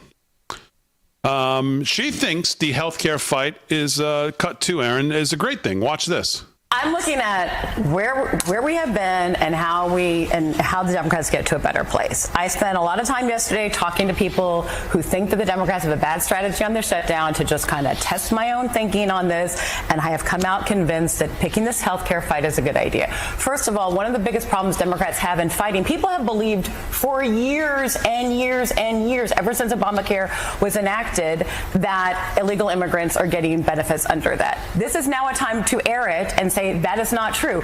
You all just spent about 10 minutes saying that's not true. Great. More people think that's not true. When Hakeem Jeffries is on television, he says that's not true. It is false. That's a good fight to have. I think in terms of where the shutdown... But it's not a good fight to have. It's just terrible. I mean, can you imagine this was the advice they were getting in the Biden administration from people like this? Yes. It's not a good fight to have because most of the American people are smart enough to figure out exactly what we just said, the sleight of hand that you guys try to play here. I just gave you the numbers out of Florida, of all places, so you can extrapolate that across the country in all 50 states, how much this is happening in emergency rooms across the country. And as J.D. Vance said, this is why they turned these two things off. So to argue for like black and white that it's just not happening, if that's their strategy, then I say let them keep that strategy and try to go make that case. Well, you know what? You know what's funny about this too is that they always go back to, well, it's illegal for them to get health care, so they don't get it. It's a law. Well, it doesn't matter if it's a law. We've already seen that it's a law not to come into the country. Right. That Democrats are very willing to find ways and loopholes to make sure they get this money. So just because it's a law doesn't mean it's actually enforced. Go ahead, Aaron. Ends? I don't know. Joe's point about what Schumer's strategy ultimately is, I don't know exactly where it ends, but I do know that shutdowns don't matter the way they used to. This is going to be a blip, but what it has given Democrats the opportunity to do is have a fight on the issue that no one talks about. Donald Trump never talks about people's health care. Republicans don't talk about people's health care. People are worried about their health care. Shine a light on the fact that their people's premiums are going to go up. A lot of people are going to lose their coverage. That is all because of the Republicans, and the Democrats are offering an alternative. What's the alternative? Well, my question is to double down on Obamacare, which is neither affordable nor care. Yeah, how is anybody losing their health care? Because illegals are not getting theirs? Explain that, Lucy. Okay, so that's clip number one. Here's the one I've been promising you all night. Mike Johnson last night, before the shutdown, went on CNN with Caitlin Collins. And I'm not even going to try to set it up. It speaks for itself. But I've just never seen somebody just tear off the mask to this extent. Cut 3, Aaron. Roll that. I heard you make that first point at the White House yesterday after the meeting y'all had with the president and with Chuck Schumer and Hakeem Jeffries. People, as you know, people who are here in the United States legally have never been eligible for the Obamacare subsidies, for Medicare, for Medicaid. So what exactly are you saying that they're trying to do when you talk about giving free health care to them? I'm so glad you asked. Okay, so when we passed the One Big Beautiful Bill, the Working Families Tax Cut, we had Medicaid reforms in the bill. You and I talked about it on the air. What we did was to eliminate fraud, waste, and abuse. There were a lot of people on the program who were enrolled in the program who were never eligible to be there. Medicaid is intended for eligible U.S. citizens, not illegal aliens, not also U.S. citizens who are able-bodied workers, like young men. So we passed the law. This president signed it into law. Democrats voted against it, of course, and it's been wildly successful. The CBO, the Congressional Budget Office, which is the neutral arbiter of all these things, released a report a few weeks ago, earlier this month, and they said, you know what? The bill has had its intended purpose. Premiums are coming down. Listen, because 2.3 million ineligible enrollees have been kicked off of Medicaid, which helps to save the program, prop it up. And $185 billion has been saved already in fraud, waste, and abuse. So basically, what you did was narrow the eligibility for certain people to get access to the ACA subsidies. What they want to do is undo the changes that Republicans made in that. But basically, wouldn't that only affect people who do have legal status, people who are refugee seekers here in the United States, asylum seekers here? Those are two totally different issues. Now, they've created this as a new argument that they have as to why they should not keep the government open, but they're arguing a December policy debate for a September funding issue. The subsidies that you're talking about don't expire until the end of December. No. Those are the subsidies for just everyday Americans. That's one thing that obviously has been the main premise of their argument. But you're saying they want to give free health care to people who are in the United States illegally. That is exactly what the effect will be. But when I looked at it, there's a little nuance because they want to undo changes that y'all made, narrowing who is eligible to get that. Those are people who are refugee seekers, asylum seekers. They're not technically people who are here illegally, just cross the border. No, this is exactly what will happen. And Maxine Waters admitted, I think, accidentally today on the House steps, they want to give health care to everybody. But Maxine Waters is not in charge. She's not the one. She didn't write this proposal. She's one of the senior leaders in the House. And everybody should Google it and read their counter proposal yourself. But you see my point, right? You're making this argument that they want to just give health care to everyone who's here illegally. This is not for people who cross the border and don't have paperwork. These are people who have temporary protected status, right? No, absolutely. What will happen if that counter proposal was enacted is illegal aliens would be paid for. American taxpayers taxpayers, hard-earned dollars, would be paying for benefits for illegal aliens again. We're not doing that. But it's against federal law for people who are here illegally to get Yes, and that's why our reforms are so important to enforce all that. What the important thing to remember is what's happening I didn't see that the Democratic proposal that people who are here illegally should get because healthcare. they don't have the level of specification that we had in our bill. It will unwind that, and all those things that the CBO just verified will be reversed. We can't afford to do that. But you see my point, that there's no, I don't see your point. No, right? No, that is a red herring in this debate. It's a red herring. Right? I mean, yeah.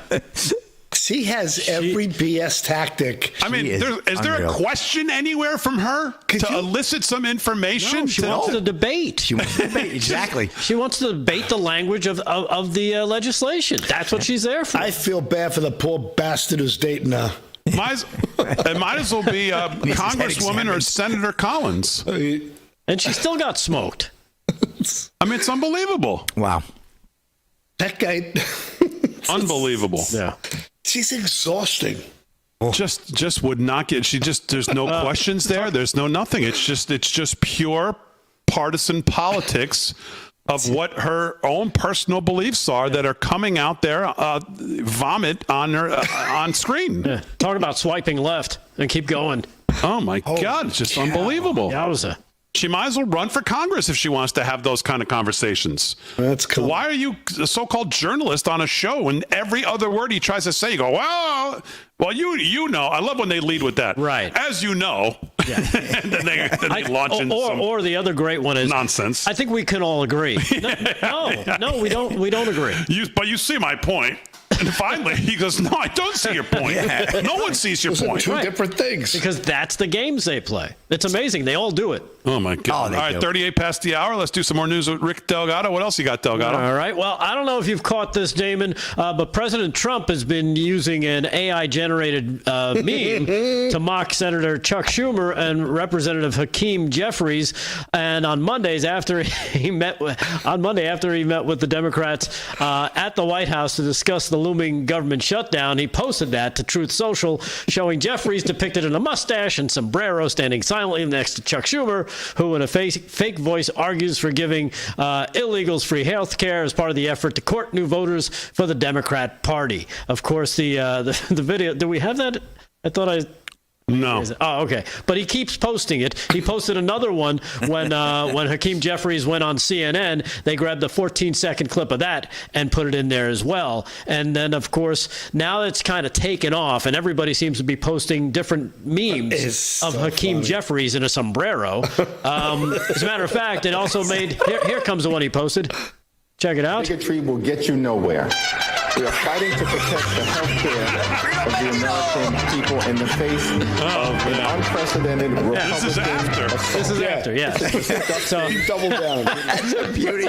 Of course, Jeffries is angry. He's all twisted. He's saying bigotry will get you nowhere. The White House did not immediately respond to a request for a comment from the New York Post, but somebody did ask J.D. Vance about that today in the press briefing. Here is J.D. Vance answering the question regarding the seriousness of the shutdown and, of course, President Trump's memes of Hakeem Jeffries. Cut 13. Check this out for yourself, Cut 13. So the president's been posting some images of Leader Jeffries and Senator Schumer. I saw recently. You've said that you're interested in good faith negotiations with these leaders, but what message does that send? Is it helpful to post pictures of Leader Jeffries in a sombrero if you're trying to have good faith talks with him?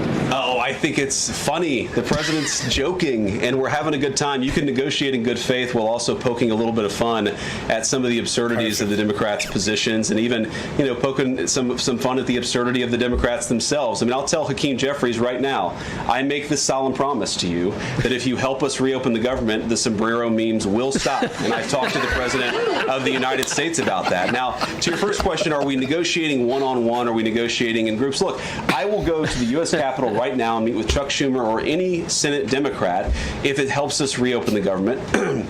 Most of the conversations, in my experience at least, have been one-off. We're also, of course, relying on some of our Senate Republican colleagues who have good relationships across the aisle. We're going to do whatever we have to do is the answer, and I think it's tough to predict what shape this negotiation is going to take over the next few months, but I feel good about the fact that Democrats already realize privately the fundamental irrationality of their position. I hope that they're going to publicly acknowledge it and reopen the government. Yeah, and then he'll stop posting the memes of Hakeem Jeffries and a mustache. Not even black people want to vote for us anymore. Yeah. Even Latinos hate us. Yeah. So we need new voters. You got to keep the volume down on that one, because that one's a little wrong. That was rough. But yeah, so there you have it.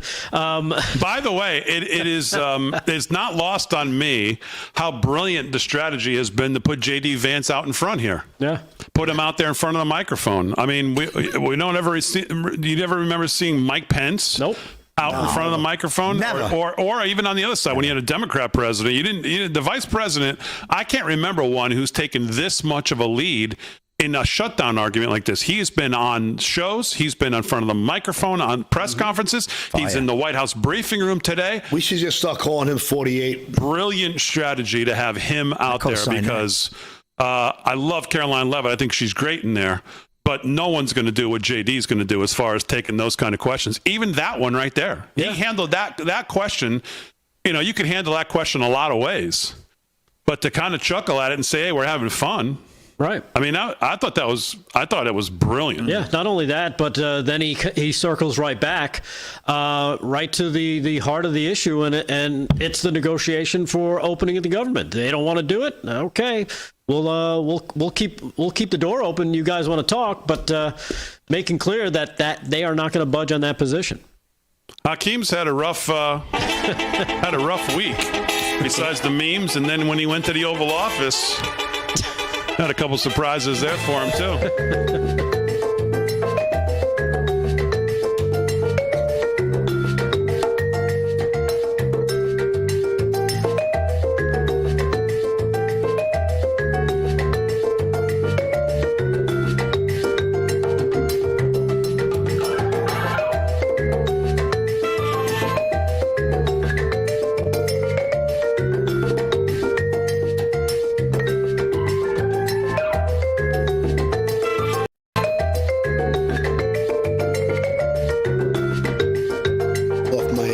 Trump getting the payoff.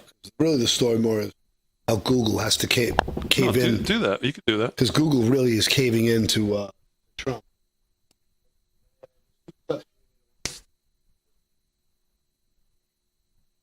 Chat live in the chat.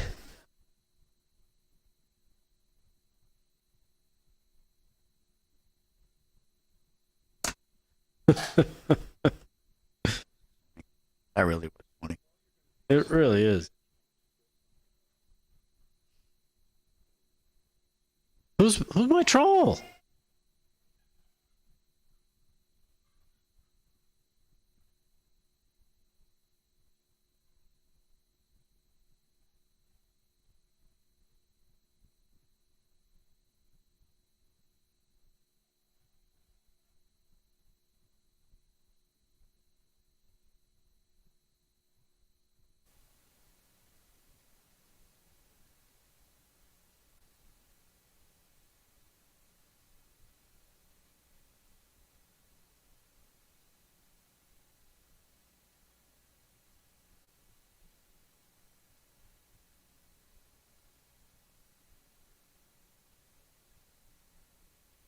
What's going on?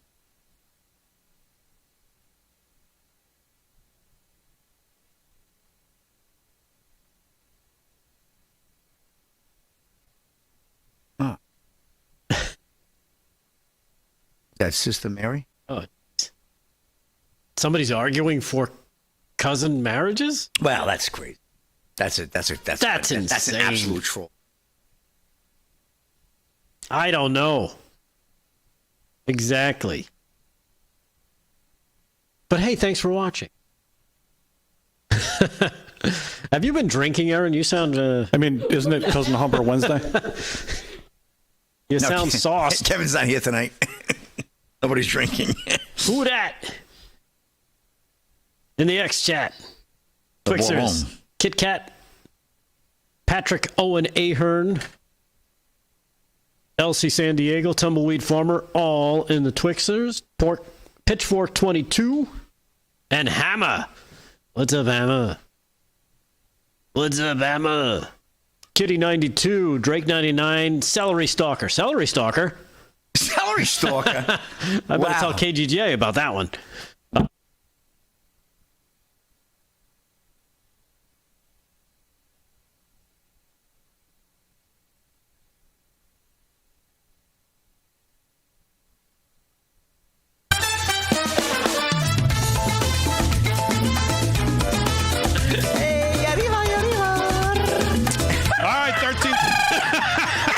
All right, 13 to the hour, live from Studio 6B. Your exit and entrance music, Fran, wasn't lost on me, what you were doing there. Brilliant. Slick's going to do some more sport. We'll get to everybody here before we wrap it up on what was it was a quick night. Holy cow, it was fast. Paul's got a couple interesting stories, and Harry actually sent me this story, and I got to be honest with you. So Paul, what's the deal with the YouTube story and Trump? So there's some settlement between them? Yeah, so YouTube and Google, Alphabet, gave Trump his $24.5 million after they deplatformed him, eventually silencing the president, of the United States, which is we're really worried about. Jimmy Kimmel being the market kicking him off. So Alphabet-owned company is now the last of the three major social media platforms. Meta and Twitter, now X, obviously, made their payments. And according to the filing by Fox News Digital, the $22 million settlement, Trump's going to give the money to the National Mall nonprofit supporting the construction of the White House ballroom. So once again, the tyrant, the fascist, was giving away the money that the government, the forced mandates on these social media platforms to silence the president. And this was the Biden administration to put endless amounts of pressure on big tech to completely pummel him. So now, what we haven't seen is that right now that Google's under all kinds of pressure. In the UK and the EU, Google faces billions in fines and fees from the EU's Digital Services Act, and that's the process that Hillary Clinton went overseas, and her gang of call them neocons or neolibs, did everything in their power to promote the censoring of the president and anybody on the right wing. So now the White House is the only group that can shield this overregulation of this big tech platforms who are now under serious threat of losing their monopoly because AI is kind of taken over. So with all of these other groups like OpenAI and big players that were protected by Biden, Microsoft and Google, are now facing way more competition, which is Trump is really encouraging this. And for me, with Anthropic, XAI, and other like OpenAI, these groups are now going to make it so who's going to use Google to search something? I'm finding going right to OpenAI or going to ChatGPT or Grok has been a better way to search something, and you get a more comprehensive answer sooner. So for me, take a look at Comet too. I just came across them. I haven't tried it yet, but that also looks good. Comet, like in the sky. Okay, Comet. That's by Perplexity AI, I believe. That's a search browser and AI all wrapped in one. It's incredible because now the big question really comes down to, But am I wrong to think that $24.5 million? When I first saw it, I thought, well, how is this a story? That seems like they're getting off easy. That's like $2 to the rest of us. Like what's the big deal in that? That's like chump change for them. Yeah, is that what he asked for? Is that what he was given? Yeah, that's just what he was given. Does that seem like a lot, or how are they going to learn their lesson? Handing over the equivalent of like $2. Like if it was $24 billion, then you'd get some reaction. And it still wouldn't mess with their bottom line. You think about it, it's nothing to these monsters. They're on astronomical levels. But I don't want to take too much time on this, but it's just important to notice that, like, really right now, from a freedom aspect, we are really looking at a big debate here between the monetary aspects or the ideological aspects of this. And right now, the fact that Trump is saying, fine, we're going to make the competition levels better. We're opening up the platform, as opposed to Biden, who said, don't even consider opening up an AI company. Everything is going to be ground to and cornered into into no man's land, and we're going to protect our corporate interests because they're doing our favors.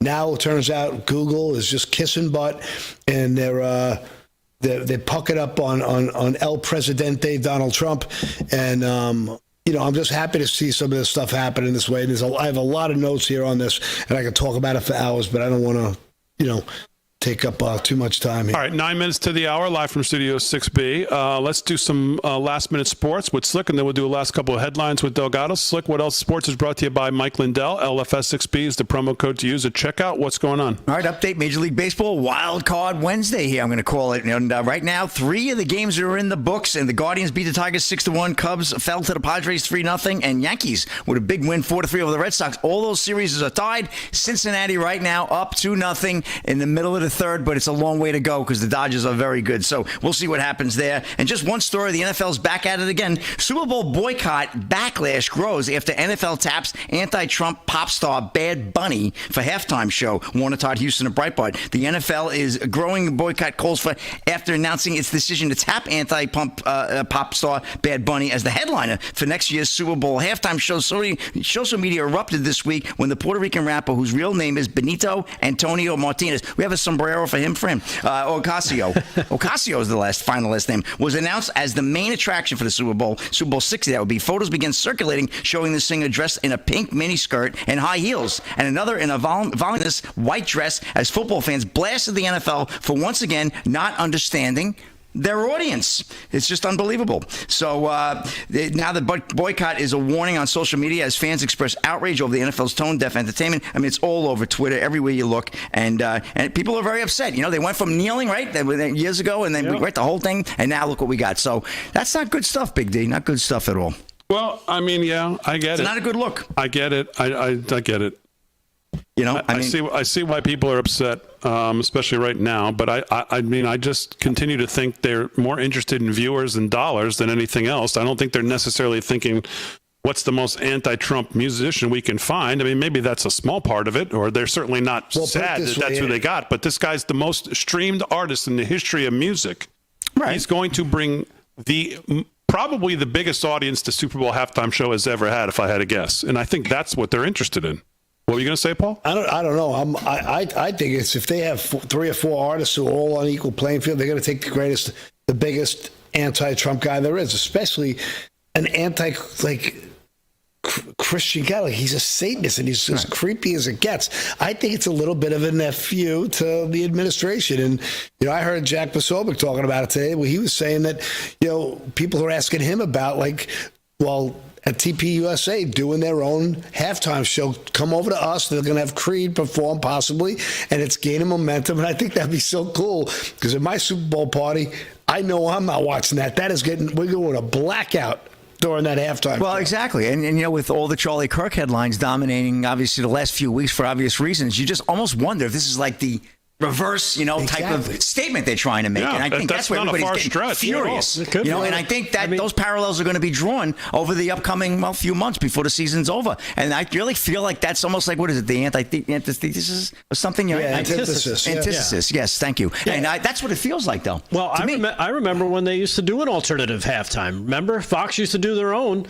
When in Living Color, the sketch show was huge. Oh, my God, that was fun. For like 2 or 3 years, they did their own halftime, and they did very well in terms of numbers because it was comedy. People wanted to see something different. Yeah, it was hilarious. And they did their own stuff, and it was a change. And it directed people away from the Super Bowl, and then of course that they kept it tight to 20 minutes or whatever, and then everybody went back to the game. So, I just think it's another example of this revival of Christianity and spirituality and Judeo-Christian values, and the big tech monsters and the media evil demons. They want nothing more than to come back with some kind of gross. And you know what they really must hate are all the NFL players who say glory to God. Oh yeah, the first thing they say out of their mouth when they run into a microphone. It's amazing how much more we see that out of players. Lord and personal Savior, right? Yes. Yeah. And I think that could be part of it, too. All right, as always, we salute our military, active and active police, firefighters, first responders, EMTs, everybody on the front lines protecting us. Congratulations, by the way, to Hung Kao. Remember him from Virginia? We came to love him when he ran. He was he's now the Undersecretary of the U.S. Navy. Wow. The sole Republican who didn't vote for him, by the way, guess who? Lisa Murkowski. God, get rid of her. Thanks, guys, on the show. Aaron and Fran, great job as always. Most of all, thank you to Live from Studio 6B audience. Have a great rest of your night. We'll see you tomorrow night, 8 p.m., right back here, live from Studio 6B.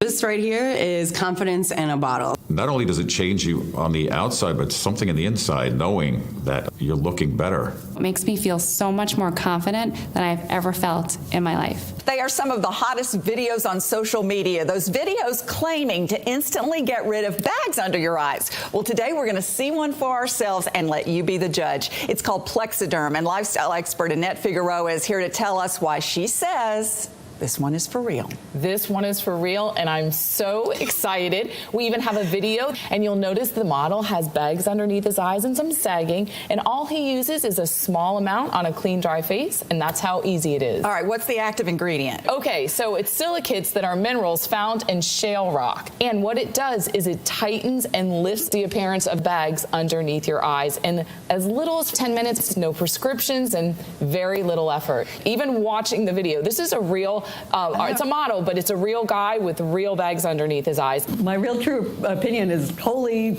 words I can't say on camera. This is absolutely unbelievable. I mean, I could feel it just lifting my skin. It was amazing. It feels good. Feels great. Looks even better. And I did this to my father. We were at home. So we applied it to his under eye bags. And let me tell you, we were so excited. In under 10 minutes, they visibly disappeared from view. And now it is literally part of both of our daily routines. He calls me every single month saying, "Hey, Annette, I'm out of Plexiderm. Please send me more." And not only does it work on the bags, it works on the appearance of crow's feet, fine lines, and wrinkles. The way you want to do it is you want to have a clean, dry face. You use a small amount because it's so powerful. You have high school reunions, you have events you want to go to, you want to look years younger. This is it. At our $14.95 price, it's the best way to try Plexiderm and see it work for yourself after your first application. Call the number on your screen. Call 1-800-854-0295.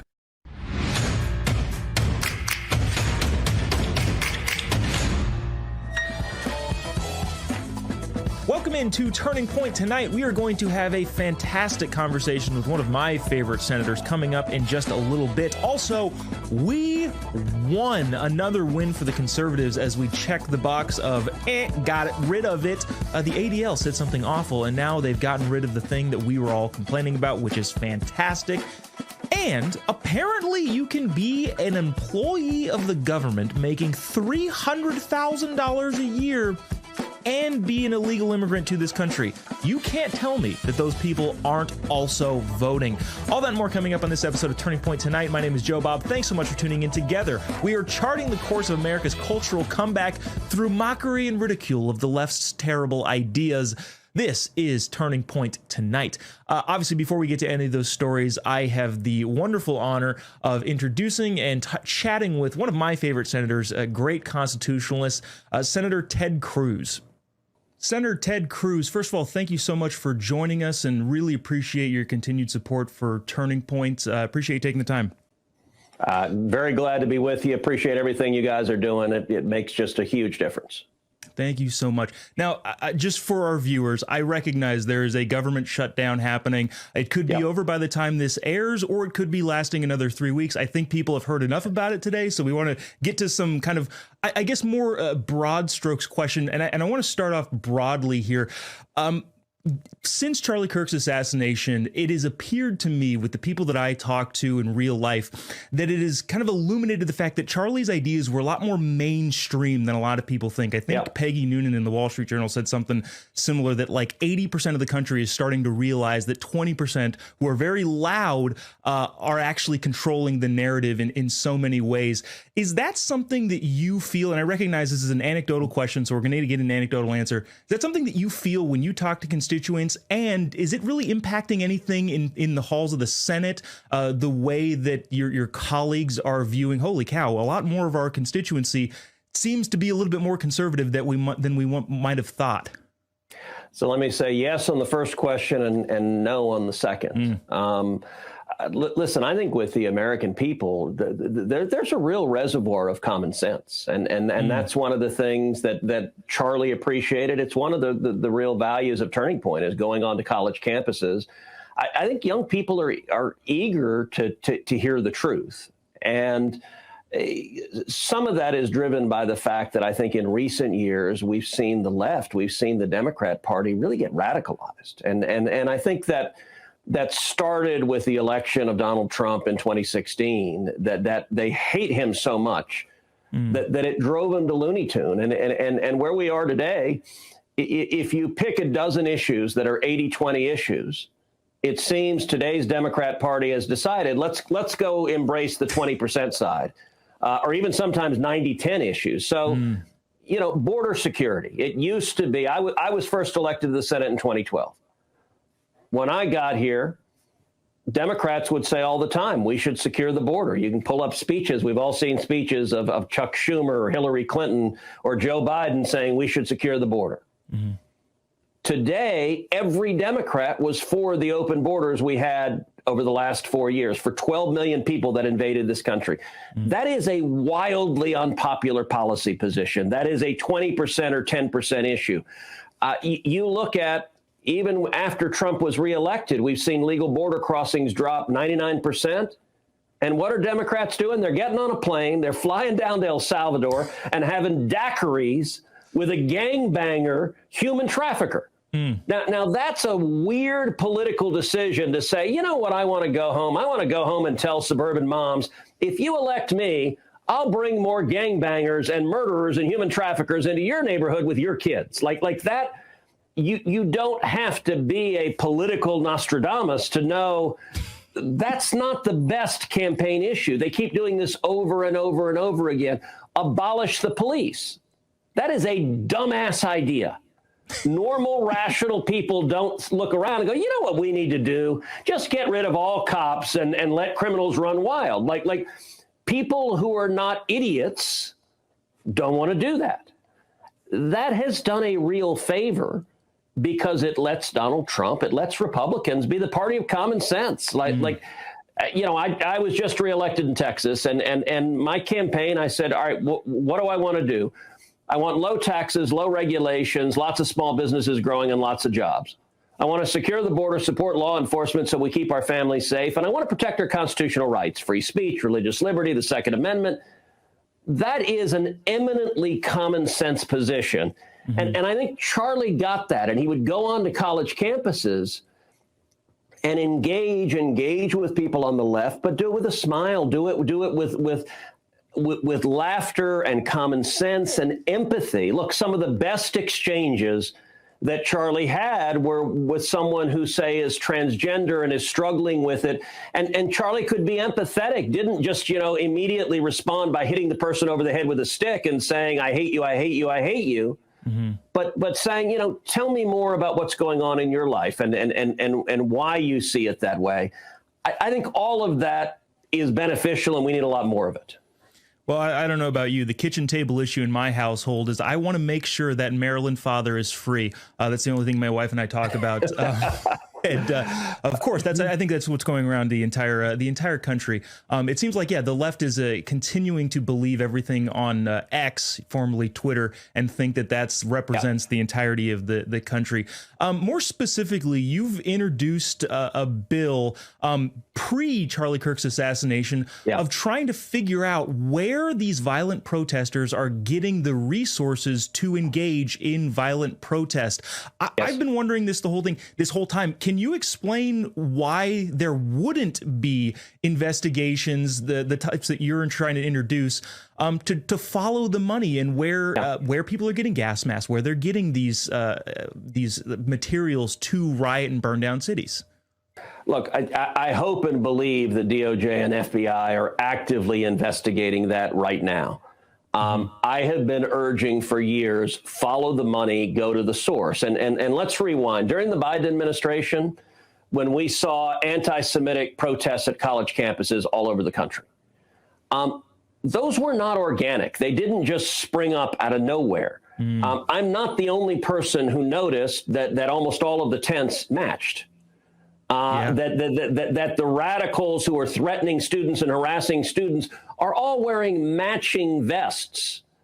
There's clearly money behind it. By the way, you rewind to the Black Lives Matter and Antifa riots all across the country as the country lit on fire. There was clearly money behind that. You look at the riots earlier this year in LA for open borders that were then replicated in other cities. There was clearly money behind that.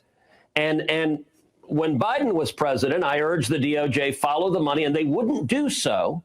And I think the reason they wouldn't do so is they actually supported the rioters. They were rooting for the protesters and the rioters. And by the way, at the time that was happening on college campuses, it was fashionable to say, well, gosh, this is happening everywhere. It's terrible. And my response was, wait a second. No, it's not.